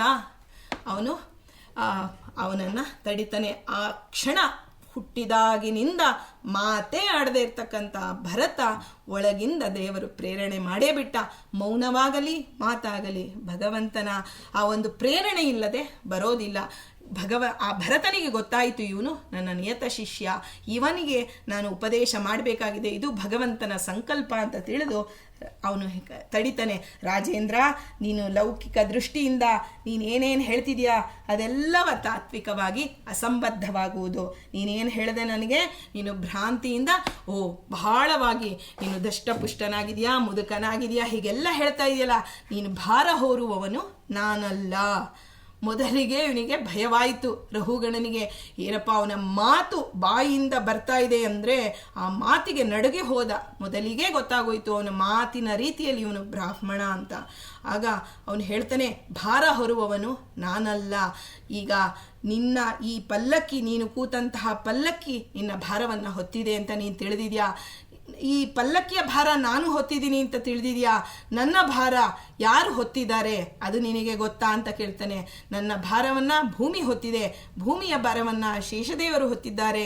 ಆ ಒಂದು ಭೂಮಿ ಸರ್ಷಪದಂತೆ, ಒಂದು ಸಾಸುವೆ ಕಾಳಿನಂತೆ ಇಂತಹ ದೊಡ್ಡ ಇಷ್ಟು ಯೋಜನ ವಿಸ್ತೃತವಾದಂತಹ ಭೂಮಿ ಶೇಷದೇವರ ಒಂದು ಹೆಡೆಯ ಮೇಲೆ ಒಂದು ಸಾಸುವೆ ಕಾಳಿನಂತೆ ಅನಾಯಾಸವಾಗಿ ಶೇಷದೇವರು ಹೊತ್ತಿದ್ದಾರೆ. ಅಂಥ ಬೃಹತ್ ಶೇಷನನ್ನು ಆ ಒಂದು ವಾಯುಕೂರ್ಮ ಹೊತ್ತಿದೆ. ವಾಯುಕೂರ್ಮವನ್ನು ಭಗವಂತ ಈ ಎಲ್ಲರನ್ನ ಸೇರಿಸಿ ಮಹಾಕೂರ್ಮನಾಗಿ ಭಗವಂತ ನಮ್ಮೆಲ್ಲರನ್ನ ಹೊತ್ತಿರುವವನು. ನೀನು ಏನು ಹೇಳ್ತೀಯೋ ಅದು ಅವನಿಗೆ ಸಂಬಂಧ, ಅವನು ನನ್ನಲ್ಲಿ ನಿಂತು ನಿನಗೆ ಉತ್ತರ ಕೊಡ್ತಿದ್ದಾನೆ ಅಂತ ಹೇಳಿ ಸುಮ್ಮನಾಗಿ ಬಿಟ್ಟ. ಇದನ್ನು ನೋಡಿ ರಹುಗಣದ ರಾಜ ತನ್ನೆಲ್ಲ ರಾಜ ಪೋಷಾಕಗಳನ್ನು ಕಳಚಿ ದೀರ್ಘದಂಡ ನಮಸ್ಕಾರ ಮಾಡಿ ಭರತನಿಗೆ, ಸ್ವಾಮಿ, ನಾನು ಕಪಿಲ ಮಹರ್ಷಿಗಳ ಬಗ್ಗೆ ತತ್ವಜ್ಞಾನ ಉಪದೇಶಕ್ಕಾಗಿ ಹೋಗ್ತಿದ್ದೆ. ಭಗವಂತ ನನಗೆ ಗುರುರೂಪದಲ್ಲಿ ಈಗಲೇ ಬಂದು ನನಗೆ ಅನುಗ್ರಹಿಸ್ತಿದ್ದಾನೆ. ದಯಮಾಡಿ ನನ್ನನ್ನು ಶಿಷ್ಯ ಅಂತ ಸ್ವೀಕರಿಸಬೇಕು, ನನಗೆ ಆತ್ಮಜ್ಞಾನವನ್ನು ಉಪದೇಶ ಮಾಡಿ ಅಂತ ಕೇಳ್ತಾನೆ. ಆಗ ಆ ಒಂದು ಭರತ ಮಹರ್ಷಿಗಳು ಹೇಳ್ತಾರೆ, ನೋಡು, ನಾನು ನಡೆಯೋನಲ್ಲ. ದೇಹದ ಬೆಳವಣಿಗೆ ಆಗಲಿ, ಮನಸ್ಸಿನ ಸಂಕಟ, ಹಸಿವು, ಬಾಯಾರಿಕೆ ಇವ್ಯಾವುದು ನನ್ನದಲ್ಲ. ಪ್ರಭು ಮತ್ತು ದಾಸ ಅಂದರೆ ಈಶಾ ದಾಸ ಅನ್ನುವ ಸಂಬಂಧ ಆ ಒಂದು ಪರಮಾತ್ಮ ಮತ್ತು ಜೀವಾತ್ಮನಿಗೆ ಹೊರತು ನಿನಗೂ ನನಗೂ ಅಲ್ಲ. ನೀನು ರಾಜ ಅಂತ ತಿಳಿದು ಬಂದಿಲ್ಲ. ಇವತ್ತು ನೀನು ರಾಜ ಆಗಿರ್ಬೋದು, ಆದರೆ ನೀನು ಮರಣ ನಂತರ ಜಗನ್ನಾಥದಾಸರು ಹೇಳ್ತಾರೆ, ತಾಯಿಯ ಗರ್ಭದಲ್ಲಿದ್ದಾಗ ಅದನ್ನು ಪ್ರಭುವೆಂದು ಏಕೆ ಕರೆಯರು ಅಂತ ಕೇಳ್ತಾರೆ. ಆ ಮಗು ಆ ಒಂದು ದೇಹವನ್ನು ಆ ಒಂದು ಹಂತದಲ್ಲಿ ರಾಜ ಅಷ್ಟೇ. ಅದು ಆದಮೇಲೆ ಆ ಮರಣ ಹೊಂದಿದ ಮೇಲೆ ಅವನನ್ನು ರಾಜ ಅಂತ ಕರೆಯೋದಿಲ್ಲ. ಆದರೆ ಭಗವಂತ ಸರ್ವದಾ ಈಶ, ಭಗವಂತ ಒಬ್ಬನೇ. ನಾನು ಸರ್ವದಾ ದಾಸ, ನಾನು ಎಂದೂ ಈಶ ಆಗೋದಿಲ್ಲ. ಅದರಿಂದ ನಾವು ಅದನ್ನು ಆ ಸಂಬಂಧವನ್ನು ಮಾತ್ರ ಗಮನಿಸಿಕೊಳ್ಬೇಕು ಅಂತ ಹೇಳಿ, ನೋಡಿ, ಈ ರಾಜ್ಯ ನನ್ನ ಕೈಗೆ ಬಂದರೆ, ಈಗ ನೀನು ನನಗೆ ರಾಜ್ಯ ಕೊಟ್ಟರೆ ನೀನು ನನಗೆ ದಾಸ ಆಗ್ತೀಯ, ನಾನು ನಿನಗೆ ಈಶ ಆಗ್ತೀನಿ. ಆದರೆ ನಿನ್ನ ಕೈಯಲ್ಲಿ ರಾಜ್ಯ ಇದ್ದರೆ ನೀನು ಈಶ, ನಾನು ದಾಸ ಅಂತ ನೀನು ತಿಳಿತೀಯ. ಇದು ಯಾವುದು ಈಶ ದಾಸ ಸಂಬಂಧ ಅಲ್ಲ. ಈ ಎಲ್ಲವೂ ಕ್ಷಣಿಕವಾದದ್ದು. ನಿಜವಾಗಿ ಈಶ ಭಗವಂತನೊಬ್ಬನೇ ಎಲ್ಲರಿಗೂ ಈಶನಾಗಿದ್ದಾನೆ, ಸ್ವತಂತ್ರನಾಗಿದ್ದುಕೊಂಡು ಈಶನಾಗಿದ್ದಾನೆ. ನಮಗೆಲ್ಲ ಅಸ್ವಾತಂತ್ರ್ಯದಿಂದ ಒಡಗೂಡಿದಂತಹ ಈಶತ್ವ ಬರಬಹುದೇ ಹೊರತು ಆ ಒಂದು ಸ್ವತಂತ್ರವಾದಂತಹ ಈಶತ್ವ ಎಂದೂ ಯಾವ ಜೀವರಿಗೂ, ಮಹಾಲಕ್ಷ್ಮಿಗೆ ಇಲ್ಲ ಅಂದ ಮೇಲೆ ಇನ್ಯಾರಿಗೂ ಬರೋದಕ್ಕೆ ಸಾಧ್ಯವೇ ಇಲ್ಲ ಅಂತ ಹೇಳಿ, ಹೀಗೆ ಜಡಭರತ ಪಲ್ಲಕ್ಕಿಯನ್ನು ಆ ಒಂದು ಹೊರೋದಕ್ಕಾಗಿ ಬಂದು ತತ್ವಜ್ಞಾನ ತಾನು ಏನು ಹೊತ್ತಿದ್ನಲ್ಲ ಅಜ್ಞಾನದ ಭಾರ, ಆ ಜ್ಞಾನದ ಭಾರವನ್ನು ಅವನಿಂದ ಇಳಿಸಿ ಜ್ಞಾನವನ್ನು ಉಪದೇಶ, ಆತ್ಮತತ್ವವನ್ನು ಉಪದೇಶ ಮಾಡ್ದ. ಇದನ್ನು ಕೇಳಿ ಆ ಒಂದು ನನ್ನನ್ನು ಕ್ಷಮಿಸು ಅಂತ ಮತ್ತೆ ಭರತನಿಗೆ ದೀರ್ಘದಂಡ ನಮಸ್ಕಾರ ಮಾಡ್ತಾನೆ. ಬ್ರಹ್ಮ ತೇಜಸ್ಸನ್ನು ನೀವು ಗುಪ್ತವಾಗಿ ಇಟ್ಕೊಂಡು ಹೀಗೆ ಒಂದು ಅವಧೂತರಂತೆ ಸಂಚರಿಸ್ತಾ ಇದ್ದೀರಾ, ನೀವು ಯಾರು ಅಂತ ಕೇಳಿದಾಗ, ನಾನು ಇಂದ್ರನ ವಜ್ರಾಯುಧಕ್ಕೂ ಹೆದರೋದಿಲ್ಲ ಅಂತ ರಹುಗಣ ಮಹಾರಾಜ ಹೇಳ್ತಾನೆ. ಇಂದ್ರನ ವಜ್ರಾಯುಧಕ್ಕೂ ನಾನು ಹೆದರೋದಿಲ್ಲ. ಇಂದ್ರದೇವರು ಒಂದೊಮ್ಮೆ ನನ್ನ ಬಳಿ ಯುದ್ಧ ಮಾಡಬೇಕು ಅಂತ ಬಂದರೆ ನಾನು ಯುದ್ಧ ಮಾಡ್ತೀನಿ, ಆದರೆ ಬ್ರಾಹ್ಮಣರ ತಿರಸ್ಕಾರಕ್ಕೆ ನಾನು ಅಂಜತೀನಿ ಸ್ವಾಮಿ. ಯಾಕೆಂದರೆ ಮಮ ಪ್ರಾಣ ಅಂತ ಹೇಳಿಬಿಟ್ಟಿದ್ದಾನೆ ಭಗವಂತ. ಬ್ರಾಹ್ಮಣರು ನನ್ನ ಪ್ರಾಣ, ಅವರ ಮಾತನ್ನು ನಾನು ನಡೆಸ್ತೀನಿ ಅಂತ ಹೇಳಿದ್ದಾನೆ. ಅಂದಮೇಲೆ ಮಹಾತ್ಮ, ನೀನು ನಾನು ಕಪಿಲ ಮುನಿಗಳ ಆತ್ಮೋದ್ಧಾರಕ್ಕಾಗಿ ಅವರ ಬಳಿ ಹೊರಟಿದ್ದೆ. ಆದರೆ ನನ್ನ ಈ ರಾಜಧರ್ಮವನ್ನು ನಾನು ನಡೆಸುತ್ತಾ ಆತ್ಮವನ್ನು, ಆ ಒಂದು ಆತ್ಮಜ್ಞಾನೋಪದೇಶವನ್ನು ನಾನು ಹೇಗೆ ಮಾಡಬೇಕು ಅನ್ನೋದನ್ನು ನೀನು ವಿಸ್ತಾರವಾಗಿ ಹೇಳು ಅಂದಾಗ ಭರತ ರಹುಗಣ ಮಹಾರಾಜನಿಗೆ ವಿಸ್ತಾರವಾಗಿ ಆತ್ಮತತ್ವವನ್ನು, ಎಲ್ಲಿ ಕಾಡಿನಲ್ಲಿರಿ, ಆಹಾರ ಇಲ್ಲ, ಜಲ ಇಲ್ಲ, ಎಲ್ಲ ಬಂದಂತಹ ಎಲ್ಲ ಒಂದು ಸೇವಕರು ಏನಿದ್ರು 3 ಜನ ಎಲ್ಲರೂ ಹೊರಟು ಹೋಗ್ತಾರೆ. ಏನೂ ಇಲ್ಲ ಅಲ್ಲಿ. ರಹುಗಣ ಮಹಾರಾಜ, ಭರತ ಮಹರ್ಷಿಗಳು ತತ್ವಜ್ಞಾನದ ಉಪದೇಶ ಮಾಡಬೇಕಾದ್ರೆ ಗುರುಗಳಿಗೆ ಯಾವುದೇ ಸಮಯ ಸ್ಥಳದ ನಿರ್ಬಂಧವಿಲ್ಲ. ಇದನ್ನು ನಾವು ತಿಳಿಬೇಕು. ನಾವು ಹೇಳ್ತೀವಿ, ಯಾರಾದರೂ ಒಮ್ಮೆ ನಮಗೆ ಅಪರೂಪಕ್ಕೆ ಒಬ್ಬ ಜ್ಞಾನಿಗಳು ಸಿಗ್ತಾರೆ ಅಂದ್ಕೊಳ್ಳೋಣ, ಆವಾಗ ಆಚಾರ್ಯ ನೀವು ಬಂದ್ಬಿಡಿ, ನಮ್ಮ ಮನೆಗೆ ಬಂದ್ಬಿಡಿ. ಬಂದರೆ ನಾವು ಎಲ್ಲ ರೀತಿಯ ಅನುಕೂಲ ಮಾಡಿಕೊಟ್ಟು ಅಲ್ಲ, ಅವ್ರು ಬಂದು ಅವರಾಗಿ ಬಂದು ಹೇಳಬೇಕು ಅಂತ ಬಂದಾಗ, ಇಲ್ಲ ಈ ಸ್ಥಳ ಇಲ್ಲೆಲ್ಲ ಕೂತ್ಕೊಳ್ಳೋಕೆ ಸರಿ ಇಲ್ಲ ರೀ, ಆ ಚೆನ್ನಾಗಿರೋ ಕಡೆ ಹೋಗಿ ಕೂತ್ಕೊಳ್ಳೋಣ ಅಂತಂದರೆ ಆ ಕ್ಷಣದಲ್ಲಿ ಮನಸ್ಸು ವ್ಯತ್ಯಾಸವಾಗಿ ಅವರು ನಮಗೆ ಹೇಳಿಲ್ಲ ಅನ್ನೋ ಒಂದು ಭಯ ನಮಗೆ ಇಲ್ವಿಲ್ಲ. ಆದರೆ ರಹುಗಣ ಮಹಾರಾಜನಿಗೆ ತರಗೆಲೆಗಳು, ಮುಳ್ಳು, ಕಲ್ಲು, ಆ ಸಿಂಹ, ಕಾಡಿನಲ್ಲಿ ಎಲ್ಲ ಪ್ರಾಣಿಗಳಿದೆ, ಯಾವುದನ್ನೂ ಲೆಕ್ಕಿಸದೆ ಗುರು ಸಿಕ್ಕಾಗ ತನ್ನ ಆತ್ಮೋಪದೇಶವನ್ನು ಅವನು ಕೇಳಿದಂತಹ ಮಹಾನುಭಾವ ರಹುಗಣ ಮಹಾರಾಜ. ಇಂತಹ ಗುರು ಶಿಷ್ಯರ ಸ್ಮರಣೆ ನಮಗೆ ಅತ್ಯಂತವಾದಂತಹ, ಕೇವಲ ಋಷಿಗಳೆಲ್ಲ, ಆ ಗುರುಗಳು ಆ ಒಂದು ಸಕಾಲಕ್ಕೆ ಬಂದು ಅವನಿಗೆ ತನ್ನ ಅಹಂಕಾರವನ್ನು ಇಳಿಸಿ ಅವನಿಗೆ ತತ್ವಜ್ಞಾನ ಉಪದೇಶವನ್ನು ನಿಯತ ಗುರುಗಳು ಮಾಡಿಯೇ ಮಾಡ್ತಾರೆ ಅಂತ ಗುರುಗಳಲ್ಲಿ ನಾವು ವಿಶ್ವಾಸವನ್ನು ಹೊಂದುತ್ತಾ ಅವರು ಹೇಳ್ತಾರೆ. ತುಂಬ ಇದೆ ರೀ ಆ ಒಂದು ಈ ರಹುಗಣನಿಗೆ ಜಡಭರತ ಉಪದೇಶ ಮಾಡಿದಂತಹ, ಅದರಲ್ಲಿ ಒಂದು ಸ್ಥೂಲವಾಗಿ ನಾವು ತಿಳಿಬೇಕು ಅಂದರೆ ಆತ್ಮದ ಸ್ವರೂಪ, ಸಂಸಾರದಲ್ಲಿ ಏನೇನು ಕ್ಲೇಶಗಳು ಬರುತ್ತೆ, ಇದನ್ನು ನಾವು ಹೇಗೆ ತೆಗೆದುಕೊಳ್ಳಬೇಕು, ಆ ಕ್ಲೇಶವನ್ನು ಹೇಗೆ ಉಣ್ಣಬೇಕು. ಈಗ ನೋಡಿ, ಸಾಮಾನ್ಯವಾಗಿ ನಾವು ಹೇಳೋದಾದರೆ ಒಂದು ರಾಗಿ ಮುದ್ದೆಯನ್ನು ಯಾರಿಗಾದ್ರೂ ಕೊಡಿ, ಅವ್ರಿಗೆ ಅದು ಹೇಗೆ ತಿನ್ನಬೇಕು ಅನ್ನೋದೇ ಗೊತ್ತಿರೋದಿಲ್ಲ. ಅಂದರೆ ಅದನ್ನು ತಿನ್ನೋದನ್ನು ನಾವು ಹೇಳ್ಕೊಡ್ಬೇಕು. ಹಾಗೆ ಎಲ್ಲರಿಗೂ ಎಲ್ಲವೂ ಗೊತ್ತು, ಆದರೆ ಅಧ್ಯಾತ್ಮ ಪಾಕವನ್ನು ಗುರುಗಳು ಅದನ್ನು ಹೇಗೆ ತೆಗೆದುಕೊಳ್ಳಬೇಕು ಅನ್ನೋದನ್ನು ನಮಗೆ ತಿಳಿಸಿಕೊಡ್ತಾರೆ. ಸಂಸಾರವನ್ನು ಒಂದು ಅರಣ್ಯಕ್ಕೆ ಹೋಲಿಸ್ತಾರೆ. ಆಗ ಅದರ ಕಷ್ಟಗಳನ್ನೆಲ್ಲ ಹೇಗೆ ಎದುರಿಸಬೇಕು ಅನ್ನೋದನ್ನು ಮನದಟ್ಟು ಮಾಡಿ ವಿವರಿಸ್ತಾರೆ. ಇಂತಹ ರಾಜರ್ಷಿಯಾದಂತಹ ಭರತ ಅವಧೂತನಾಗಿ ಸಂಚರಿಸುತ್ತಾ ಯೋಗ್ಯರಿಗೆ ತತ್ವೋಪದೇಶಗಳನ್ನು ಮಾಡುತ್ತಾ ಭಗವಂತನನ್ನು ಸಾಕ್ಷಾತ್ಕಾರ ಮಾಡಿಕೊಂಡಂತಹ ರಾಜರ್ಷಿ. ಇಂಥವರ ಸ್ಮರಣೆ ನಮಗೆ ಚಂದ್ರಗ್ರಹಣದ ಮಾರನೆಯ ದಿವಸ ಆ ರಹುಗಣ ಮಹಾರಾಜನಿಗೆ ಭರತ ಮಹರ್ಷಿಗಳು ಹೇಗೆ ಬಂದು ತತ್ವಜ್ಞಾನವನ್ನು ಉಪದೇಶ ಮಾಡಿದರೋ, ನಮ್ಮ ಮನಸ್ಥಿತಿ ಚಂದ್ರ ಮನಕ್ಕಾರಕ, ನಾವು ಈ ಚಂದ್ರನಿಗಾಗಿ ಸ್ಮರಣೆ ಮಾಡಿದ್ದೀವಿ ಅಂದ ಮೇಲೆ ನಮ್ಮೆಲ್ಲರಲ್ಲಿ ಇರ್ತಕ್ಕಂತಹ ಚಂದ್ರದೇವರು ನಮ್ಮೆಲ್ಲರಿಗೂ ಅನುಗ್ರಹ ಮಾಡಿ ಅಧ್ಯಾತ್ಮ ತತ್ವದೆಡೆಗೆ ನಮ್ಮ ಮನಸ್ಸನ್ನು ಅವರು ಸದಾ ನಿಲ್ಲಿಸಲಿ ಅಂತ ಪ್ರಾರ್ಥನೆ ಮಾಡ್ತಾ, ಜಡ ಭರತರ ಅಂತರ್ಗತ ಮುಖ್ಯ ಪ್ರಾಣ ಅಂತರ್ಗತ ಶ್ರೀಕೃಷ್ಣಾರ್ಪಣಮಸ್ತು.